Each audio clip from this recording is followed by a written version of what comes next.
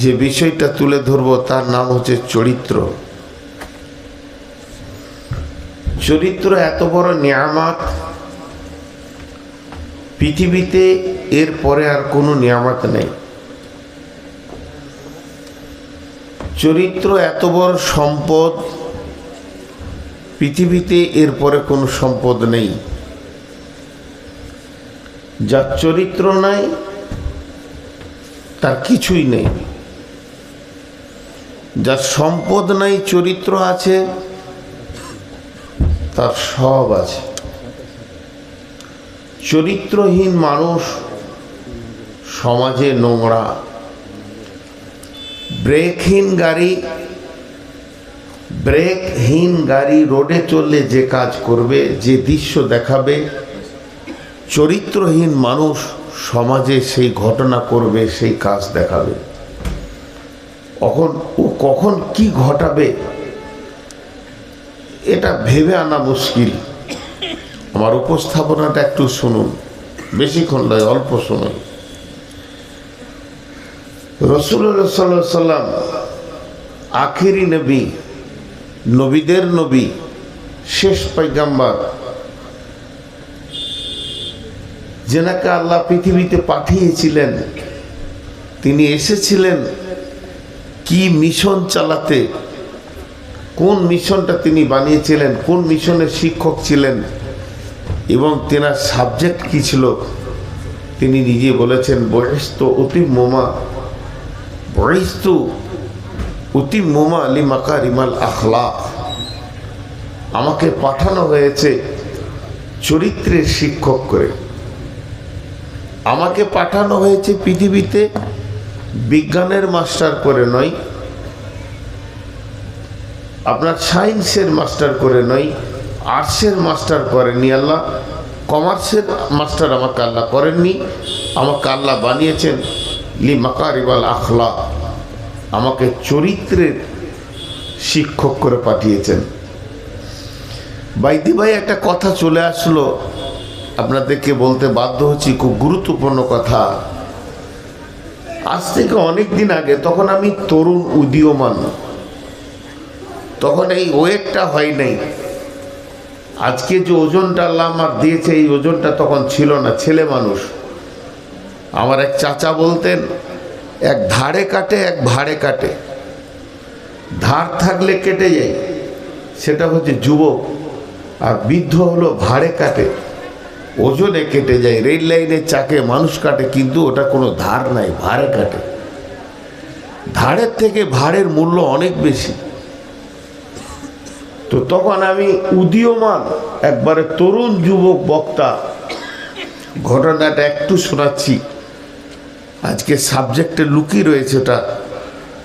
তো আমার আগে এক বক্তা, নাম বলবো না, নালাগোলাই জালসাটা হচ্ছিল, কোথাকার তাও বলবো না, উনি বক্তব্য রাখলেন কোরআন হাদিস থেকে, এবং খুব জ্ঞানী এবং জ্ঞান গর্ভের বক্তব্য দিচ্ছিলেন।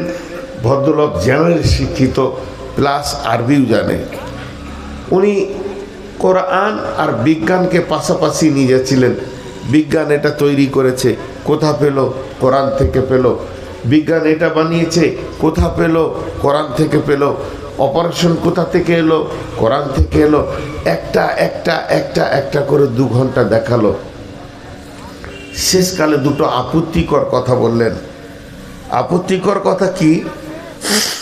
বলছে এখনকার আলিমরা কোরআন খতম করে দিচ্ছে, বুখারি খতম করছে, অথচ কিছু বাংলাতে শিখলো না।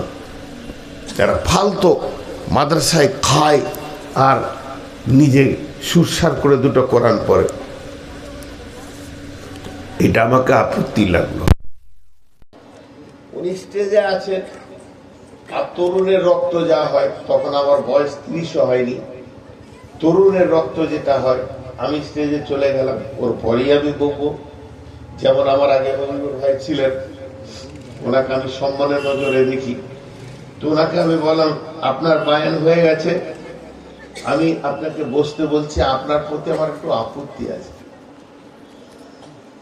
বিজ্ঞান কোরআন থেকে নিয়ে সব বানিয়েছে, আপনি প্রমাণ করলেন, বেশ তাই হলো, আপনারটাই ঠিক। আর মৌলবীরা কিছু বানাতে পারেনি। আমি শর্ট আপনাকে 1 মিনিট বসতে বলছি, বেশি সময় দেব না। আজ থেকে নিয়ে কিয়ামত পর্যন্ত এই কোরআনকে যতজন বুঝেছে সব মুফাসসির একটা কথা বলেছেন, আল্লাহু আ'লামু বিমুরাদি। একটা আয়াতের তর্জমা করেছেন, তাফসীর করেছেন, করে শেষকালে সব মুফাসসির বলতে বাধ্য হয়েছে, এটা আমি আমার জ্ঞান থেকে বললাম, আসল কথাটা আল্লাহ জানেন। কিন্তু যে ব্যক্তিটাকে প্র্যাকটিক্যাল কোরআন বলা হচ্ছে সেটা হচ্ছে নবী মুহাম্মদ রাসূলুল্লাহ। সকল জোরে বলেন, নবী মুহাম্মদ রাসূলুল্লাহ সাল্লাল্লাহু আলাইহি সাল্লাম। ওনার মতো কোরআন কেউ বুঝেনি আর বুঝতে পারবে না, অত সুন্দর কেউ পড়েনি আর পড়তেও পারবে না। অত সুন্দর কোরআনের গভীরতা আর কারো জানার ক্ষমতা হয়নি। তাহলে আল্লাহ রাসূল কি বানিয়েছেন? এটা আমার আপনার কাছে প্রশ্ন। আল্লাহ রাসূল কি বানিয়েছেন? প্লেন বানিয়েছেন, সেলাই মেশিন বানিয়েছেন, কম্পিউটার বানিয়েছেন, অপারেশন করেছেন? তাহলে আল্লাহ রাসূলও তাহলে কিছু বুঝেনি কোরআনে, যত বিজ্ঞানরা বুঝে নিয়েছে, যত নাস্তিক ইহুদি নাসারারা বুঝে নিয়েছে। আল্লাহ রাসূলের বুঝতে খুব অসুবিধা ছিল, ওরও জ্ঞান মনে হয় কম। ফালতু বুঝবেন না। আল্লাহ নবী যে আবিষ্কারটা দিয়ে গেছেন, সেই আবিষ্কারটা পৃথিবীর আগে কেউ দিতে পারেনি, ওনার বিগত কেউ দিতে পারেনি, আর ওনার গত হওয়ার পর পশ্চিম দিকে সূর্য ওঠা পর্যন্ত কেউ দিতে পারবে না। চ্যালেঞ্জ একটা আবিষ্কার করে গেছেন। সেই আবিষ্কারটা কি? চরিত্র। চরিত্র। চোর, লম্পট, দাগাবাজ, মাতাল, সুদারু, জুয়ারি রাসূলের কাছে এসে বড় বড় সাহাবী হয়েছে। মদের ভাটিটা আব্দুর রহমান ইবনে আওফের ঘরে ছিল। সব থেকে বড় সুদারু ছিল হযরতে আব্বাস রাদিয়াল্লাহু আনহু, রাসূলের চাচা। বাইজি নাচানো হতো, রান্ডি নাচানো হতো। কে নাচাতো? আবু জাহেল। কার ঘরে? হযরত আলীর ঘরে। রাসূলের জানের জমকে ছিল হযরতে উমর, জান দিতে গেছিল। মাতাল ছিল, মুশরিক ছিল, কিন্তু কেমন ফ্যাক্টরি তিনি করেছিলেন যে যার গায়ে ওনার হাত পড়েছে সে রাদিয়াল্লাহু তাআলা হয়ে গেছে। দুনিয়াতে সে জান্নাতের সুসংবাদ পেয়ে গেছে। এই আবিষ্কারটা কেউ করতে পারেনি আর পারবে না।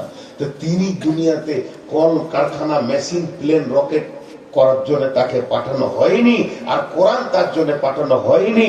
কোরআন এসছে মানুষের চরিত্র বানানোর জন্য। কোরআন এসছে মানুষের চরিত্র বানানোর জন্য।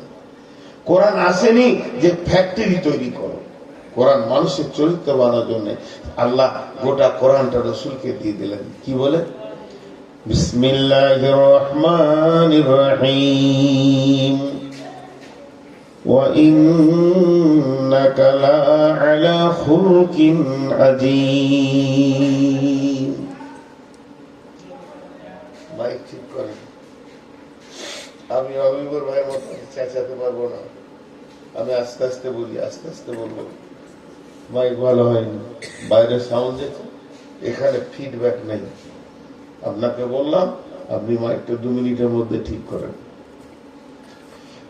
গোটা কোরআনটা রাসূলের চরিত্র। জি, আজকে আমি চরিত্র সম্পর্কে কথা বলবো। এই যে মানুষের দেহ, আর 5 মিনিট নিচ্ছি উপস্থাপনায়, তারপরে আমি সূরাতে চলে যাব। মানুষকে 3 রকম উপকরণ দিয়ে আল্লাহ বানিয়েছেন। মানুষকে আপনি এক কাজ করেন, এইখানটা করলে হবে না, আবার টাকা হয়। আপনি বক্স দুটাকে বন্ধ করেন তো, একবার করেন, 1 মিনিট করে দুটার ফুল বন্ধ করেন। হয়েছে তো? এবার সাউন্ড বাড়ান, সাউন্ড বাড়ান, বাড়ান, সাউন্ড বাড়ান। একটা আপনার এখানে দেওয়া নেই, একটা। আজকে যদি জালসা করি, কাল জালসা করতে পারবো না। একটা আপনার এদিকে দেননি কেন? ওই দিকে দিলে হবে, জিব্রাইল মিকাইলকে দিলে হবে। মাইক টানতে জানে না, মাইক নিয়ে বক্সটা হালকা করে সাউন্ড দিয়ে আমার দিকে ঘুরিয়ে দাও। দুটা কি এইখানে করলে হবে না। আমি বলছি আজকে খুব আপার লেভেলের কথা হবে। সামান্য টাইম আপনারা ধৈর্য ধরেন, হাত দিয়ে বলছি, জোর হাত করে বলছি। আল্লাহ তাবারাক ওয়া তাআলা গোটা কোরআনটা রাসূলকে অফ করলেন। মানুষকে বানানো হয়েছে তিন ধরনের উপকরণ দিয়ে। একটা হচ্ছে দেহ, উপরে কিছু জিনিস দেখতে পাচ্ছেন, এক নম্বর চোখ, কান, হাত, পা ইত্যাদি। ভিতরে কিছু মাল আছে, কিডনি, কলিজা, ফ্যাপসা, হাড়, রক্ত, এগুলো কাটলে দেখা যাবে। তো এই দুটি জিনিসকে একসঙ্গে বলা হয় দেহ, শরীর। এই দুটি জিনিসকে কি বলা হয়? দেহ বা শরীর। আবার মানুষের ভিতরে সফটওয়্যার আছে কতগুলো, অনেক। আপনারা গোনেন, মানুষের ভিতরে যেগুলো আছে, দুঃখ, বেদনা, হাসি, কান্না, ভালোবাসা, প্রেম, প্রীতি, পরশিকাতর, পরনিন্দা, পরচর্চা, হিংসা, বিদ্বেষ, লোভ, লালসা, এই জিনিসগুলো মানুষের ভিতরে ভরা আছে।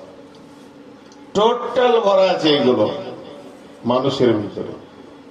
মানুষ এত, যখন আপনি যে কাজটা করবেন, যেমন মোবাইলে আমার 900টা নাম্বার ভরা আছে, যার নাম্বারটা টিপবো তার নামটা স্ক্রিনে ভাসবে, বাকিগুলো সব গোপনই থাকবে। তেমনি একটা মানুষের ভিতরে যে সফটওয়্যার গুলো দিয়ে আছে, প্রয়োজনে গুলো দেখতে পাবেন। কেমন? কেউ মারা গেছে শুনলে কাঁদতে লাগলো, কান্নাটা চলে এলো তখন স্ক্রিনে। আবার আনন্দের কিছু হলো তখন হাসছে, হাসিটা চলে এলো। ওর ছেলের কানটা ধরে বলে দেবেন তো রেগে যাবে, ওর ছেলেকে একটা বিস্কুট দেবেন তো ফিক করে হাসবে। প্রিয় শুনলে পরশ্রী কাতরতা, হিংসা করবে, ভালো জিনিস দেখলে লোভ করবে, লালসা করবে, এরকম সব সফটওয়্যার ভরা আছে। তাহলে দেহর ভিতরে যা আছে, বাইরে আছে, আর কিছু এমন জিনিস আছে যেগুলোকে দেহকে পিড়ে রস বার করে দিলে, কেটে কেটে টুকরো টুকরো করে দিলে বের করতে পারবেন না।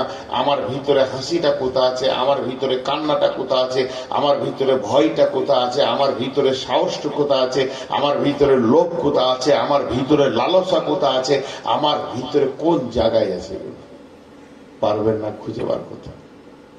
কিন্তু আছে, কিন্তু আছে। মামার বোন আমার, একটু বোঝার চেষ্টা করি। দেহর ভিতরে যা আছে, বাইরে যা আছে, দেখা যেগুলো যায়, এটার নাম হচ্ছে শরীর, এটার নাম হচ্ছে দেহ। আর যেটা দেখা যায় না, এক গাদা কথা বললাম, ওটারই নাম হচ্ছে চরিত্র। দেহ আলাদা জিনিস, চরিত্র আলাদা জিনিস। দেহের সাথে চরিত্রের কোনো সম্পর্ক নাই। একটা মানুষের চরিত্র আর মানুষের দেহ, গোটা বডিটা কাটলে কিছু ভিতরে দেখা যাবে, বাইরে দেখা যাবে, এটার নাম হলো দেহ। আর যেগুলো দেখা যাবে না, ওইটার নাম হলো চরিত্র। মানুষের ভিতরেই আছে লোভ, লালসা, হিংসা, যেগুলো দেখা যাবে না। এর ভিতরে কোরআন তেলাওয়াত আছে, ঈমান আছে, এর ভিতরে ভালো ভালো আপনার কিনা নামাজ, রোজা, দোয়াগুলো মুখস্থ আছে। মানুষের ভিতরে আছে, আমি যে কথাগুলো বলছি আমার মগজে এগুলো ভরা আছে। আমার ভিতরে কোরআনের আয়াত আছে। আপনার নিয়ে গিয়ে যদি আমাকে কেটে কেটে পিস করে দেন, কিংবা নিয়ে গিয়ে যদি আমাকে এক্সরে মেশিনে চাপিয়ে দেন, তারপরে ছবি তুলেন, আমার হাড়, হাড্ডি, কিডনি পর্যন্ত ছবি চলে আসবে। হাড়ের ভিতরে যদি কিছু থাকে তার ছবি চলে আসবে, কিন্তু সূরা রহমান, সূরা ইয়াসিন কোথা আসবে না। তার কারণ হচ্ছে বন্ধু, এইগুলো টোটাল নাম হচ্ছে চরিত্র। এবার বলি, চরিত্র আর দেহ কিন্তু একটা জিনিস নয়। চরিত্র আলাদা, দেহ আলাদা। চরিত্রের সাথে দেহের কোনো সম্পর্ক নাই, কিন্তু দেহের ভিতরেই চরিত্র লুকিয়ে থাকে। আবু লাহাব, আবু লাহাবটাকে, লাহাব মানে হচ্ছে অগ্নিশিখা। যখন আগুন দাও দাও করে জ্বলে, অগ্নিশিখাটা যে লতিটা এরকম করে আগুনের, দেখতে কত উজ্জ্বল বর্ণ, কিন্তু বন্ধু এই উজ্জ্বল বর্ণটাকে আরবিতে লাহাব বলা হয়। রসুলের চাচা আবু লাহাব, আবু লাহাব নাম কেন দেয়া হলো? ওর দেহ দেখতে বড় উজ্জ্বল বর্ণ ছিল, লোকটা দেখতে বড় সুন্দর ছিল, চরিত্র ছিল আলকাতরার থেকেও খারাপ বা নোংরা, এত নোংরা ছিল, লোকটাকে লাহাব বলা হতো। কিন্তু ওর চরিত্র নোংরা ছিল, এর জন্য লোক ওর পাশে বসেনি, ওর কাছে যায়নি। আল্লাহ এমন মত দিল, যে মতের কারণে মানুষ ওকে ঘৃণা করেছিল, কবরে নামাবার লোক পাওয়া যায়নি। বাঁশে করে, কাঠে করে, খুঁজে খুঁজে গর্ত করে ভরা হয়েছিল। এর নাম হচ্ছে আবু লাহাব। তার মানে ওর চেহারা ছিল সুন্দর, চরিত্র ছিল নোংরা। চেহারা ছিল উজ্জ্বল, চরিত্র ছিল নোংরা।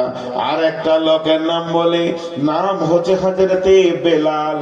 ঠোঁটটা মোটা, নাকটা মোটা, দেখতে ভালো লয়, কালো কুৎসিত, এমন চেহারা, তাকালে রুচ আসবে না এরকম চেহারা। চেহারা বড় কালো, দেখতে সুন্দর লয়, কিন্তু বন্ধু চরিত্র ছিল উজ্জ্বল বর্ণ নুরানি। এর জন্যে ও কত দূর পৌঁছালো, রসুলের মসজিদের মুয়াজ্জিনি হয়ে পেয়ে গেল। তার মানে চরিত্রের কত মূল্য। বেলালের চরিত্র ছিল উজ্জ্বল, ভালো, সোনালী। তেমনি একটা মেয়ে দেখতে অতি সুন্দর, চোখ, নাক, কান, চুল, তার কপাল, তার দিকে তাকালে মানুষের মন ভরে যাবে। ছেলেটা বড় দেখতে সুন্দর, নায়কের মতো, যেমন চেহারা সেই রকম বডি। ছেলেটা মেয়েটা দেখতে সুন্দর, কিন্তু খবর নিয়ে দেখেন না চরিত্র অতি নোংরা। তারা লুচ্চা কিংবা রান্ডি অবস্থায় জিন্দেগি কাটছে। এই লোকটার মূল্য নাই। আবার এমনও ছেলে দেখবেন অতি কালো, দেখে মনে হবে কালো কদাচা করছি, কিন্তু চরিত্রের দিক থেকে এত সুন্দর। এর জন্য চরিত্রের সাথে দেহের কোনো সম্পর্ক নাই। শুধু বাহ্যিক দেখতে সুন্দর হলেই যে চরিত্র ভালো হবে, এটা কোনো গ্যারান্টি নাই। চরিত্র থাকে কোথা? চরিত্র থাকে কোথা? দেহের কোনখানে থাকে? জি, আপনাকে যদি বোর্ডে লিখে দেওয়া হয় হাত কোথা আছে? দুই বাহুতে। মাথা কোথা আছে? বডির ওপরে। পা কোথা আছে? বডির নিচে। আঙ্গুল কোথা আছে? হাত পায়ের শেষ অংশে। চোখ কোথা আছে? নাকের দুই ধারে, কপালের নিচে। দাঁত কোথা আছে? দাঁত আছে মুখের দুই সাইডে, দাঁত আছে। এইভাবে অবস্থান বলতে পারবেন। কলিজা কোথা আছে? ফ্যাপসা কোথা আছে? হাট বাঁ দিকে আছে না ডান দিকে আছে? আতুরি কোন জায়গায় আছে? কিটরি কোন জায়গায় আছে? যেটা আপনি প্রশ্ন করবেন তার উত্তর দেয়া হবে। তাহলে আমার বডির ভিতরেই চরিত্র লুকিয়ে আছে। সে কোথা আছে? সে কোথা আছে? এই বডিতে দুটো জিনিস, চরিত্রের আত্মার সঙ্গে সম্পর্ক, চরিত্রের আত্মার সঙ্গে সম্পর্ক, আর বাহ্যিক সুরাত হলো দেহের সঙ্গে সম্পর্ক। চরিত্র থাকে জীবের নিচে। চরিত্র কোথায় থাকে? জীবের নিচে। এগুলো আমি হাদিস বলিনি, এগুলো আমি বলছি দর্শন তত্ত্ব। এবার আমি কোরআনের আয়াতে চলে যাব। চরিত্র থাকে জীবের নিচে। এখানে আজকে বালুরঘাটের লোক যদি একবার নিয়ত করে নেই নূর মোহাম্মদকে বেইজ্জতি করব, তাহলে আপনাদের কাজ কি হবে? দূরে এসে আমাকে ধরেন, আমার জামাগুলো টানতে লাগলেন, জামাটা ছিঁড়ে গেল, গেঞ্জিটা ছিঁড়ে গেল, ভিতরের গেঞ্জিটা ছিঁড়ে গেল, লুঙ্গিটা টেনে খুলে দিলেন, পুরা শরীরটা নাঙ্গা হয়ে গেল। আমি মানুষের সামনে বেজ্জতি হয়ে গেলাম। একটা মানুষের শরীর থেকে কাপড় টেনে খুলে দিলে মানুষটা যেমন সমাজে নাঙ্গা হয়ে যায়, একটা মানুষের শরীর থেকে, একটা মহিলার শরীর থেকে কাপড় টেনে খুলে দিলে মানুষের সমাজে যেমন মেয়েটা নাঙ্গা হয়ে যায়, পুরুষটা নাঙ্গা হয়ে যায়, কিন্তু একটা মানুষের চরিত্রকে ওই শরীর নাঙ্গা করে বেজ্জতি করতে পারবেন না। যদি মনে করেন একটা মানুষের চরিত্রকে নাঙ্গা করব, ওর চরিত্রটা খুলে দেখব কত ভদ্র না অভদ্র, তাহলে ওকে বেশি কিছু করতে হবে না, একটু রাগিয়ে দেন, গোটা বডিতে কাপড় পরে থাকবে, আমার মতো লম্বা জুব্বা পরবে, মাথায় টুপি পরে থাকবে, চোখে চশমা থাকবে, মাথায় রুমাল থাকবে, শুধু যখনই রেগে যাবে মুখের ভাষাতে বোঝা যাবে লোকটা ভদ্র না অভদ্র। এমন খিস্তি শুরু করবে, নোংরা নোংরা ভাষা বলবে, যখনই মুখ দিয়ে মানে নোংরা ভাষা বলবে, তখনই সঙ্গে সঙ্গে লোকটার চরিত্রটা নাঙ্গা হয়ে যাবে, মানুষের সামনে চরিত্রটা খোলা যাবে, মানুষ বলবে ছি, বড় সুন্দর মানুষ মনে করেছিলাম সাইফুল হাদিস, কিন্তু মুখের ভাষাতে পাশে দাঁড়ানো যাবে না, এর থেকে নোংরা লোক আর সমাজে নাই। মানুষের মুখের ভাষাতে চরিত্র বোঝা যায়, মানুষের মুখের ভাষাতে চরিত্র বোঝা যায়। চরিত্র এত দামি জিনিস, কিন্তু আমাদের চরিত্রকে আমরা শেষ করেছি। ইংরেজিতে একটা কথা আছে, money loss something loss, head loss something loss, বলে নাকি আমি জানি না, ইংরেজি আমি জানা নাই, ক্যারেক্টার লস এভরিথিং লস। যদি চরিত্র চলে যায় ওর সব চলে গেছে, ওর আর কিছু নেই। কোটি টাকার মালিক হতে পারে, বহু টাকার মালিক হতে পারে, বিলিয়ন মিলিয়ন ডলারের মালিক হতে পারে, কিন্তু যখনই জেনে নেবেন যে চরিত্র চলে গেছে, মানে ওর যেতে আর কিছু বাকি নাই, শেষ হয়ে গেছে। আল্লাহ এবার বলছেন ওয়াদ-দুহা ওয়াল-লাইলি ইযা সাজা মা ওয়াদ্দা'আকা রাব্বুকা ওয়া মা ক্বালা ওয়ালাল আখিরাতু খায়রুল লাকা মিনাল উলা ولسوف يؤتيك ربك فترضى ألم يجدك يتيما فآوى ووجدك ضالا فهدى ووجدك عائلا فأغنى فأما اليتيم فلا تقهر وأما السائل فلا تنهر وأما بنعمة ربك فحدث। আল্লাহ তাবারাক ওয়া তাআলা গোটা কোরআনের ভিতরে 114টি সূরা আছে, মাত্র 114টি সূরার ভিতরে 3টে সূরাকে সময়ের দিয়ে লাগিয়েছেন, সময়ের গুরুত্ব বুঝিয়েছেন। একটা সূরার নাম হচ্ছে সূরা ফজর, ফজরকে কেন্দ্র করে একটা সূরা নাজিল করেছেন। আর একটা সূরার নাম হচ্ছে সূরা আসর, আসরকে কেন্দ্র করে একটা সূরা বানিয়েছেন। তার মানে সময়ের কত মূল্য, সময়ের সাথে মানুষের অনেক মেল আছে। সময়কে গুরুত্ব না দিলে মানুষ নিজেকে গুরুত্ব নিল না।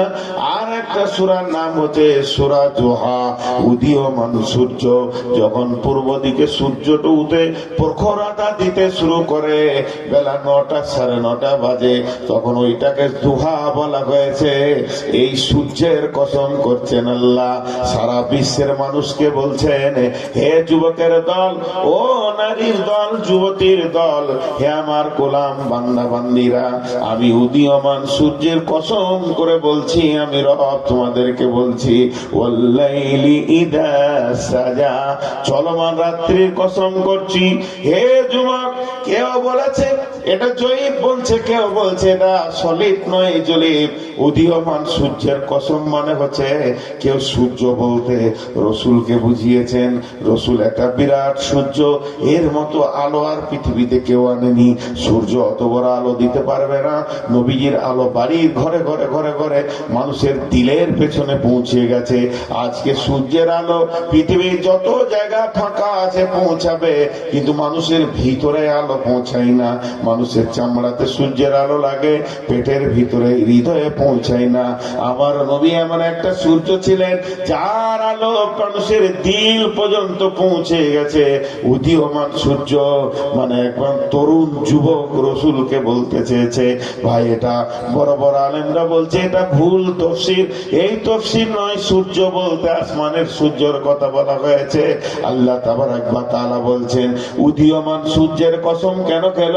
এখানে যতজন যুবক রয়েছে তরুণ উদ্যম নিয়ে পৃথিবীতে উঠছে, আর যৌবনের তরঙ্গ যেন যাদের উত্তাল করছে, এখনো ভাটি পড়েনি। যৌবন জগতের সমুদ্র যেন উতল পাতল করছে।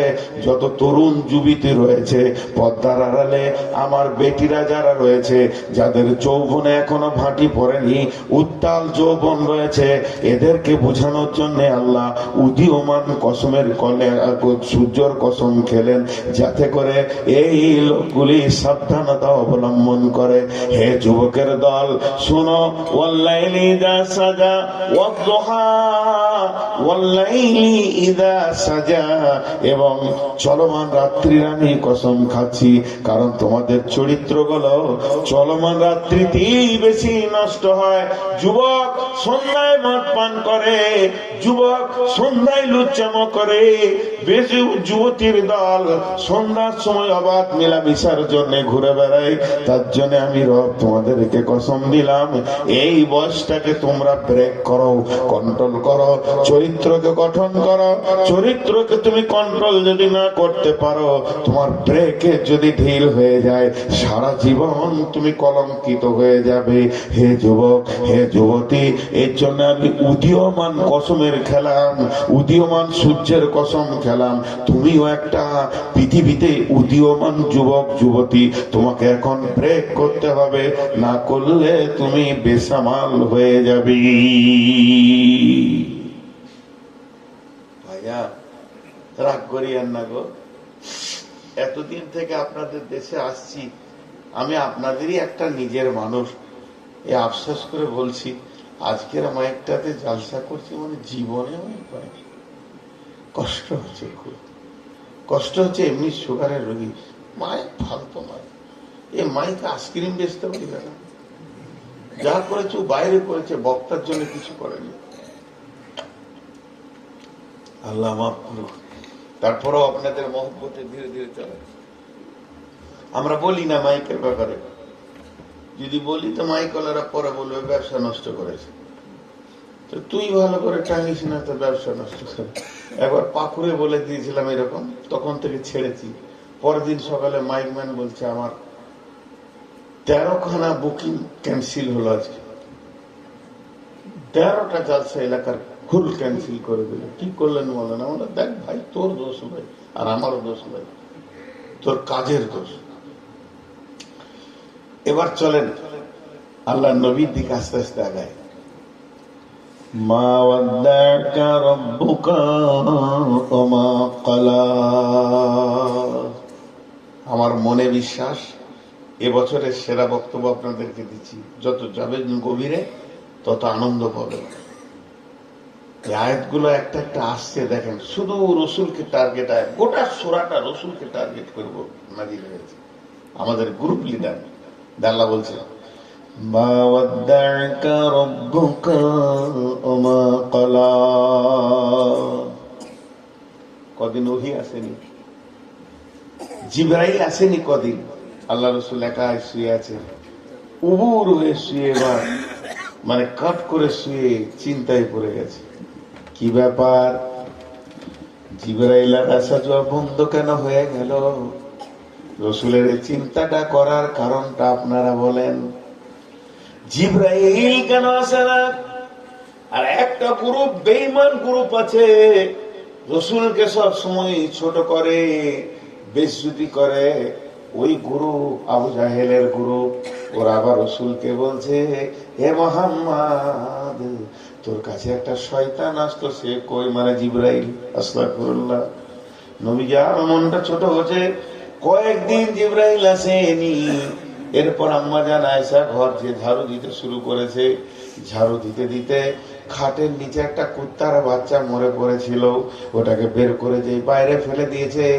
জিবরাইল আমিন চলে এসেছে, এসে বলছে, মা ওয়াদ্দাকা রব্বুকা ওয়া মা ক্বালা। নবী হে, তুমি শুয়ে শুয়ে মনে মনে করছো আল্লাহ তোমাকে ছেড়ে দিয়েছে, আল্লাহর মহব্বত তোমার উপরে নাই। তো ওটা তোমার ভুল, তোমার রব তোমাকে ছেড়ে দেয়নি, আর তোমার উপরে তার মহব্বত কমেনি। যত মহব্বত অতটাই আছে, শুধু কুত্তার বাচ্চা ছিল বলে যে মানে রহমতের ফেরেশতা ঘরে ঢুকতে পাবে না, এর জন্য আমার আগমন বন্ধ। কিন্তু রসুল কি চিন্তা করছিলেন? রসুল তখন উদীয়মান তরুণ যুবক। রসুল মনে মনে ভাবছে, তাহলে কি আমার চরিত্রের কোনো ঘাটতি হয়ে গেল নাকি, আমার ব্যবহারে কোনো ঘাটতি হয়ে গেল নাকি, আমি কোনো জায়গায় কোনো নোংরা কথা বলে ফেলেছি নাকি, আমার দ্বারা কোনো ব্যবহারে মানুষ কষ্ট পেয়েছে নাকি, এর জন্যই নাকি আমার রব আমার সঙ্গে কানেক্ট কেটে দিয়েছে।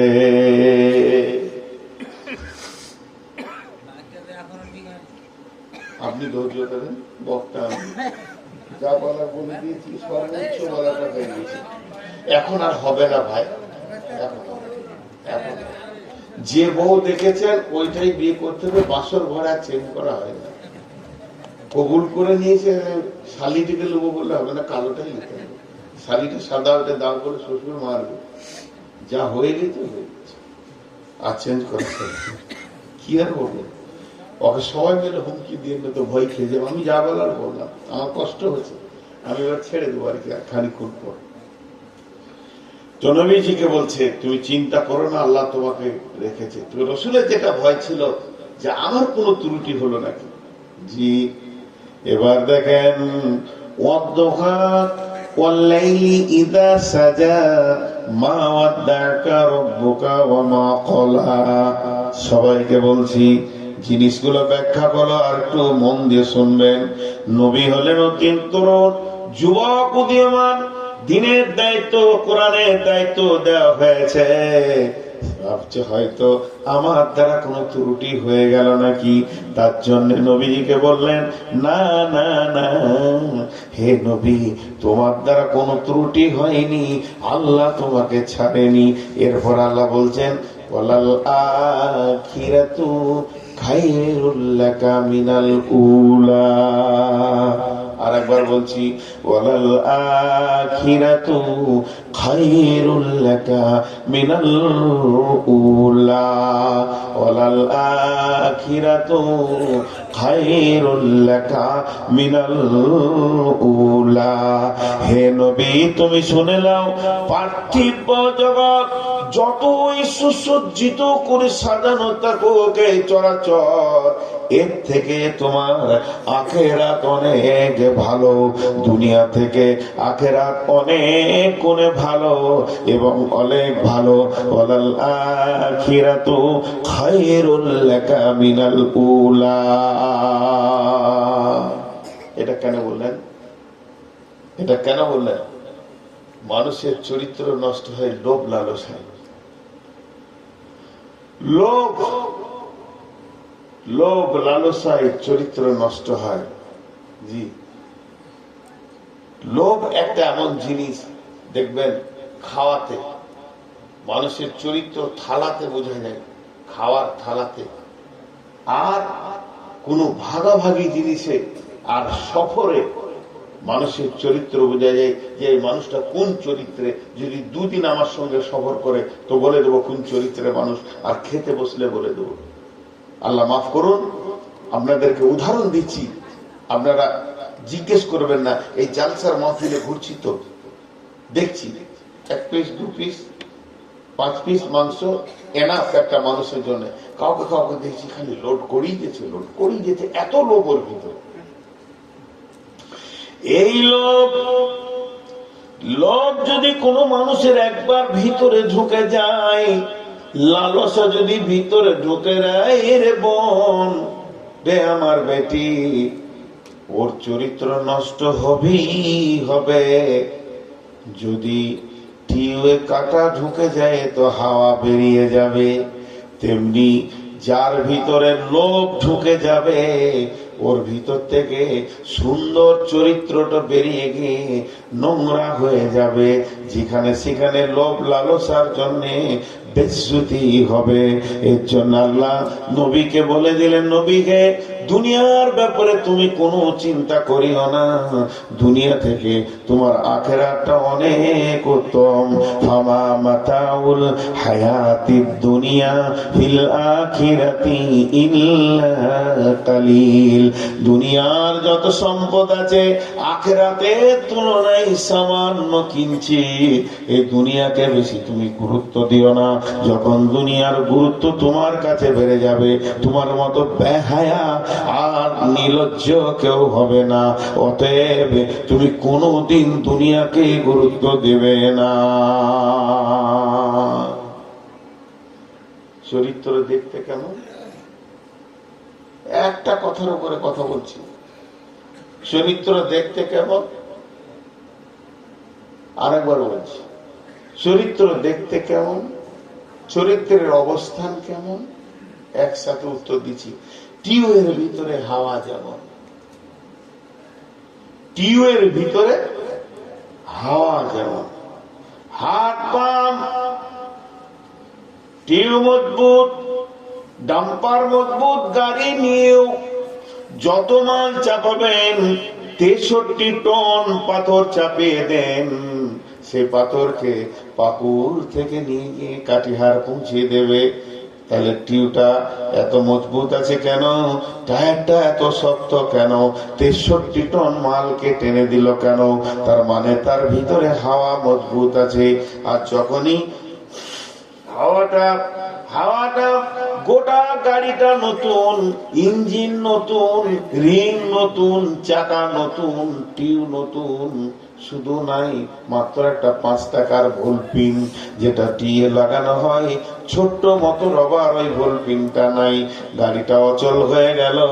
63 লাখ টাকার গাড়ি আর 1 কেজি মাল বহন করতে পারবে না। তার মানে হচ্ছে চরিত্র হলো ওই হাওয়াটার মতো সামান্য। চরিত্র গঠন করতে সময় লাগে, টায়ারটা বানাতে সময় লেগেছে, টিউটা বানাতে সময় লেগেছে, টিউবের নজল বানাতে সময় লেগেছে, দীর্ঘ মেহনতের পর পাম্প দিয়ে হাত পাম্প করা হলো। কিন্তু টিউ থেকে হাওয়া যেতে বেশি সময় লাগবে না। একটা তার কাটা ফুটে গেল, একটা কাঁটা ফুটে গেল, ফুস করে সব বেরিয়ে গেল। বানাতে যা সময় লাগে যেতে সময় লাগে না। একটা মানুষের চরিত্র বানাতে সময় লাগে। আজ আমার 53 বছর বয়স চলছে, আমি ধীরে ধীরে নিজের চরিত্র সমাজে বানাতে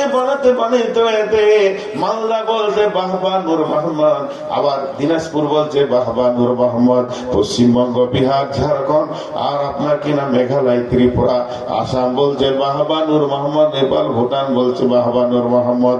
সারা বিশ্ব যেন আমাকে ভালোবাসে। এত চরিত্র বানাতে আমাকে 40 বছর লেগেছে, 45 বছর লেগেছে, 50 বছর লেগেছে।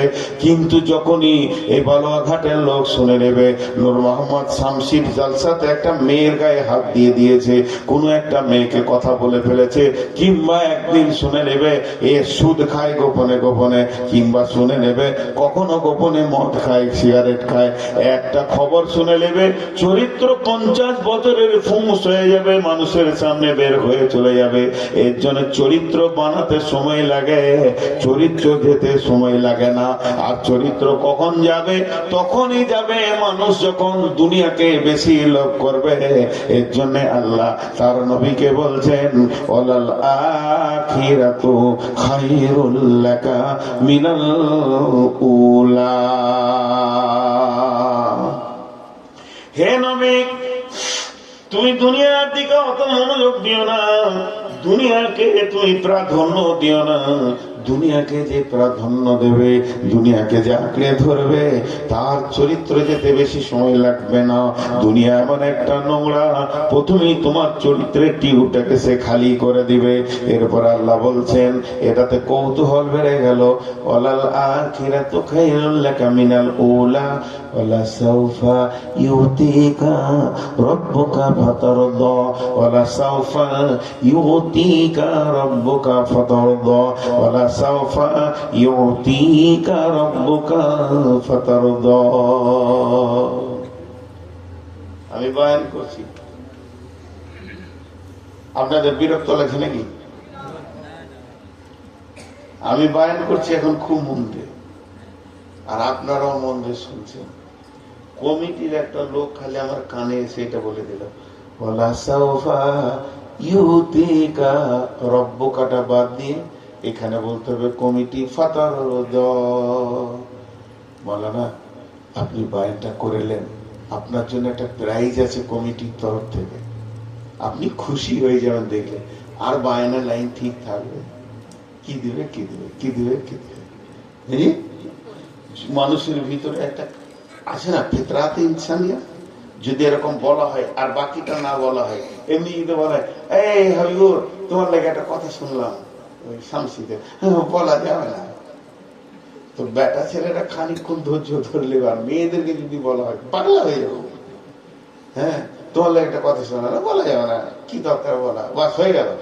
এই মানুষের ভিতরের কৌতূহলকে মানে হার্টবিটকে বাড়ানো রিপার্কেশনটা, তো ওই রকম জিবরাইল এসে রসুলকে বলছে ওয়ালা সাউফা ইউতিকা রব্বুকা ফাতারদা।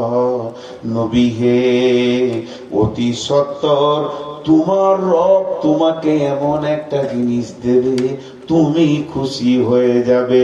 অতি সত্বর, অতি সত্বর, খুব তাড়াতাড়ি, একদম বিলম্ব নয়, লেট নয়, তোমাকে তোমার আল্লাহ দেবেন। তাহলে ছোট মাল নয়, এমন মাল দেবে নবী হে, মালটা পাওয়ার সঙ্গে সঙ্গে তুমি খুশি হয়ে যাবি।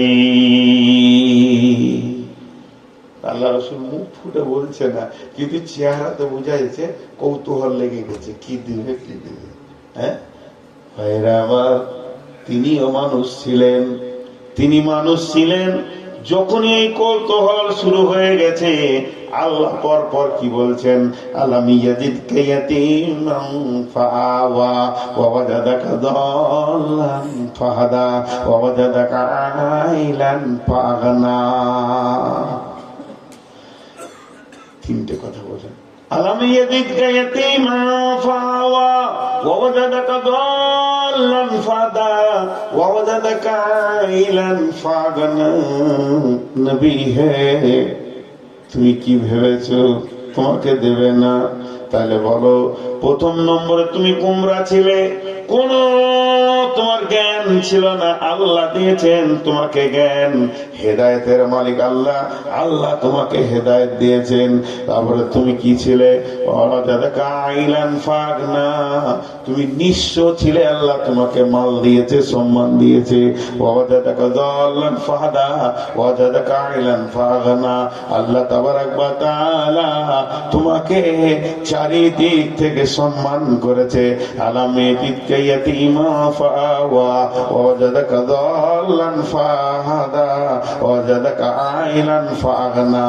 আল্লাহ তাবারাক ওয়া তাআলা তোমাকে দেয়নি কি তুমি বলো, সম্মানে পরিপূর্ণ করে দিয়েছি। দেখেন, শেষ কথাটা নিয়ে যাবেন, আপনাদেরকে বেশি বিরক্ত করব না, বলেছি তো করবো না ইনশাআল্লাহ। এখানে দুটো ডিপলি কথা আছে, শুনেন। কথাটা কি? আল্লাহ তার রসুলকে বলছেন, আমি একটা উদাহরণ দিব। ধরেন আমার গ্রামে কোন একটা ছেলেকে বলছি যে বাবা তুমি একটা কাজ করো তো, আমি বাড়িতে নাই, আমি একটা কাজে আছি, বাইরে আছি, মালদাতে আছি, তুমি আমার বাড়ির একটু হাট বাজার গুলো এনে দাও। জি, হাটটা এনে দাও, আজকে হাটবার, হাটের মালগুলো এনে আমার বাড়িতে দাও, তোমাকে 50 টাকা দিব। খুব মন দিয়ে শুনবেন,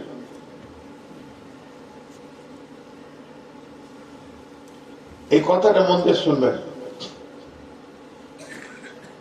ধরেন পাড়ার সম্পর্কে আমার ভাতিজা, যে আমি মালদা চলে যাচ্ছি, তুমি এই যে পরিচিতে লেখা আছে এই মালগুলো বাজার থেকে এনে দাও, তোমাকে 100 টাকা দেব।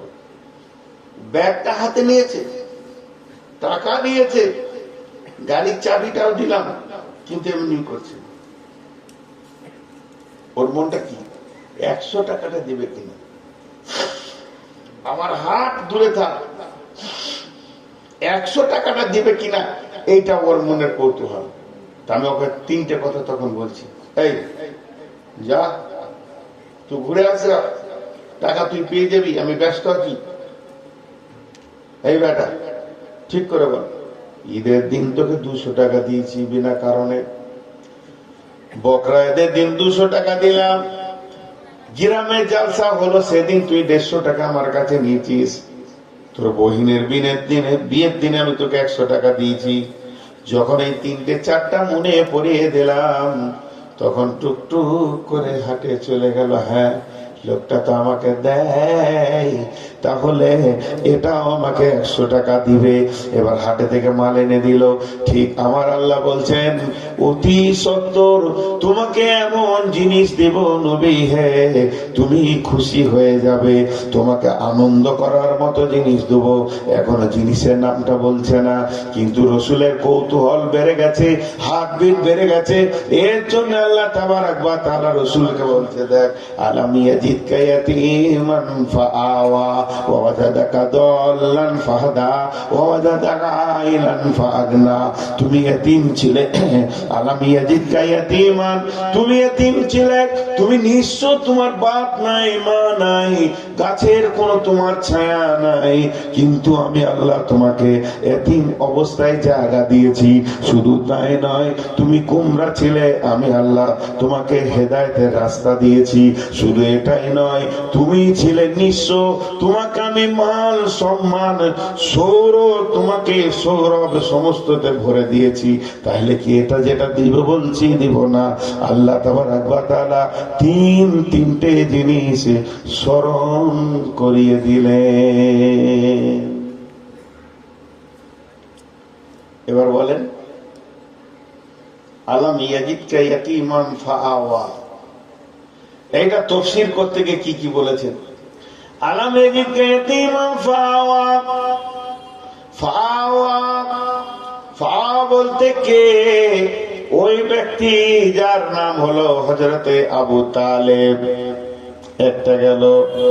কোন মুফাসসির বলেন ফাআওয়া বলতে সমস্ত সাহাবীর কথা বলা হয়েছে। 2 নম্বর হলো আজওয়াজে মুতাহহারাত, রাসূলের বিবিদের কথা বলা হয়েছে। তার কারণ হলো, শুনে নেন, বিশ্ব নবী যখন শিশু, ছোট শিশু, একবারে শিশু, বন্ধুরে আমার, নিজে মাথা নামো করে কাবার দিকে হেঁটে যাচ্ছে, আবু তালেব বসে আছেন কাবার পাশে।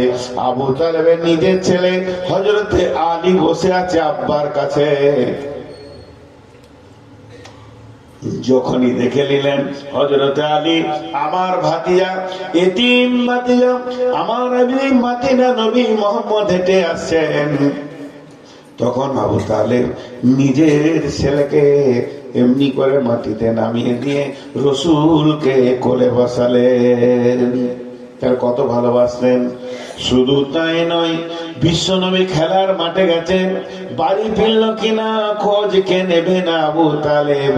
একদিন বিশ্বনবী আবু তালেবকে জড়িয়ে ধরে বলছেন, চাচা, এখানে যতগুলো ছেলে খেলছিল, যতগুলো ছেলে আনন্দ করছিল, তাদের মা আব্বা তাদেরকে ডেকে নিয়ে গেল। এই পৃথিবী থেকে আমার মা আব্বা নাই। আবু তালেব কোলে তুলে নিয়ে চুমা দিয়ে বলছে, বেটা, আমাকেই আল্লাহ তোমার আব্বা করেছে, আমাকেই তোমার মা করেছে, এ দায়িত্ব আমার উপরে পড়ে গেছে। বলছে বাবা এর নাম হলো আবু তালেব। একদিন বিশ্ব নবী খেলো কিনা খোঁজ নিবে কে, রাতে ঘুমলো কিনা খোঁজ নিবে কে, যে লোকটা তার নাম আবু তালেব। শুধু এই পর্যন্ত নয়, বিশ্ব নবীর বিয়ে কখন হবে চিন্তা ভাবনা করা, খাদিজার সাথে বিয়ে দেওয়া, কারণ কে না আবু তালেব। তারপরে শুনেলেন বিশ্ব নবী কাজ করবে কে, কি করে তার সংসার চলবে, এ ব্যাপারে চিন্তা করেছেন কে, আবু তালেব।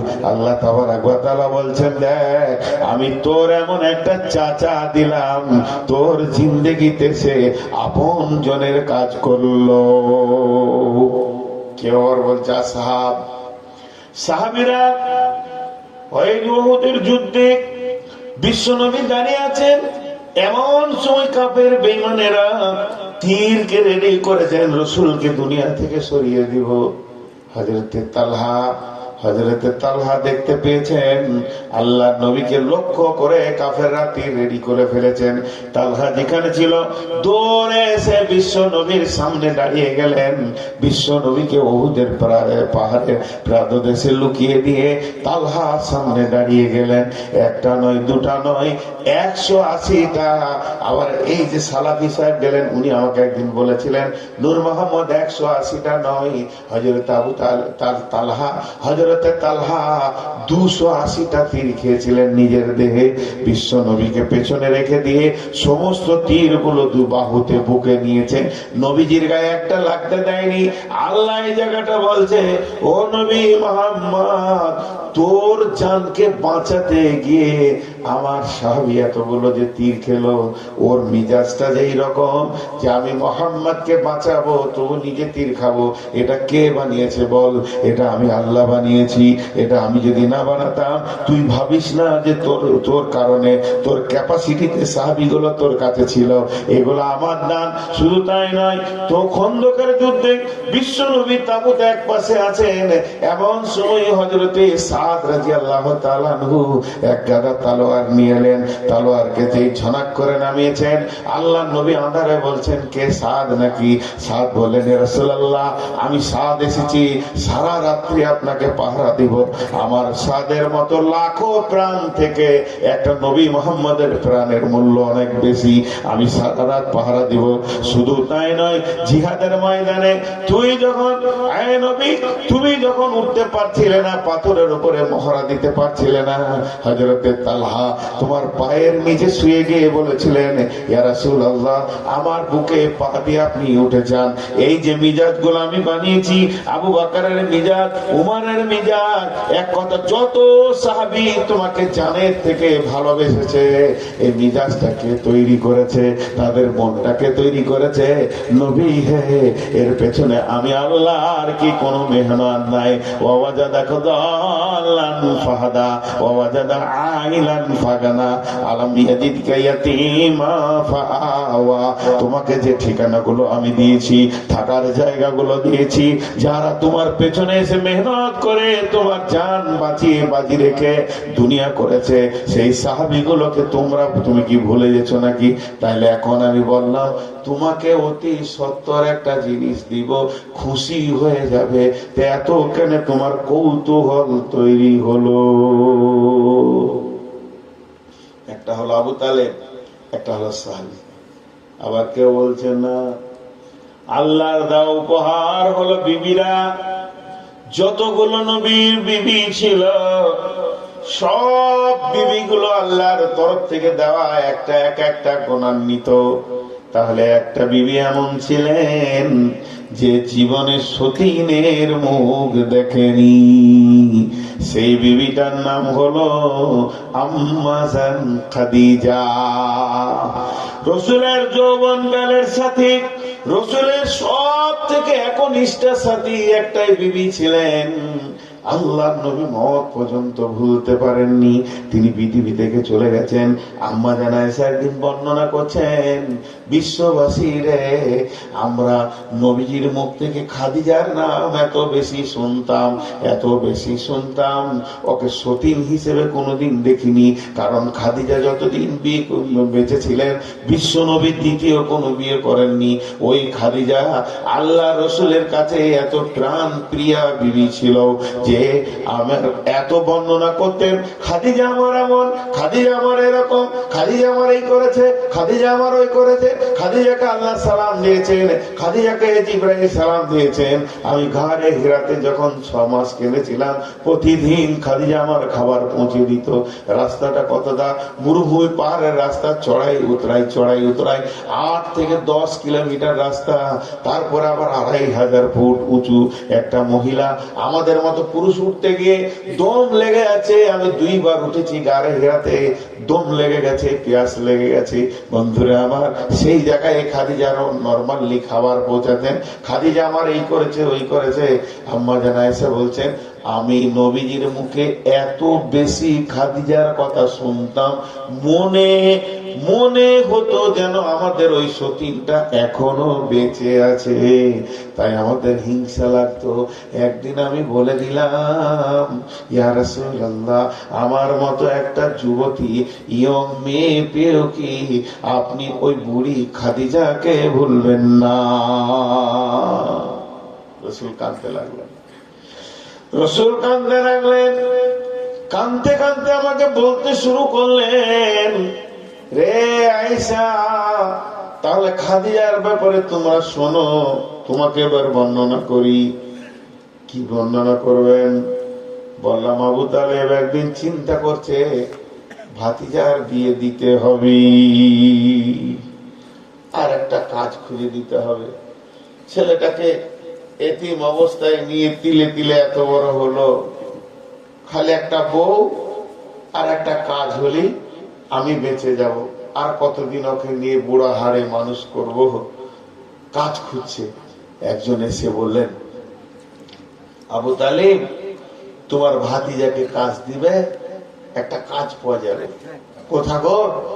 বলে, ওই খাদিজা নামে একটা মেয়ে আছে, বিধবা, জমিদার ফ্যামিলির মেয়ে, রাজ ফ্যামিলি, বড় টাকাওয়ালা, ওর ব্যবসা আছে। ওই ব্যবসাও কন্ট্রাক্টে দিবে, কাপড়ের ব্যবসা, ওর কাছে বুঝে নিবে মাল, আবার দেশ বিদেশে বেঁচে আসবে, ও লাভটা নিবে, ওকে দিবে, ই নিবে, একটা হিসাব করে ও ব্যবসা দেয়। ঠিকই নাকি? বলে হ্যাঁ। সকালবেলায় উঠে বলছে, বেটা মোহাম্মদ, চল তোকে নিয়ে একটা কাজ খুঁজে আসি। চলে গেলেন। কোথা গেলেন? খাদিজার ঘরে। খাদিজাকে দিয়ে বলছে, আবু তালেব, বেটি খাদিজা রে, কি তো আমি তোমার কাছে এসেছি, একটা খবর পেলাম, আমাকে কেউ খবর দিলে তুমি নাকি কন্ট্রাক্টের লোককে ব্যবসা দাও। এই দেখো, এই ছেলেটাকে চিনো কি চিনো না? এটা আমার ভাতিজা, আব্দুল্লাহর বেটা, আমার ভাইয়ের বেটা। ভাইটাও মরে গেছে, ভাবিটাও মরে গেছে, দুজনাই নাই। এতিম আমি মানুষ করছি, ওর ভাই বোন কেউ নাই, আমার কাছে মানুষ হচ্ছে, এখন অনেক বড় হয়ে গেছে। তোর একটা কাজ তুমি দিবে, তুমি দিবে।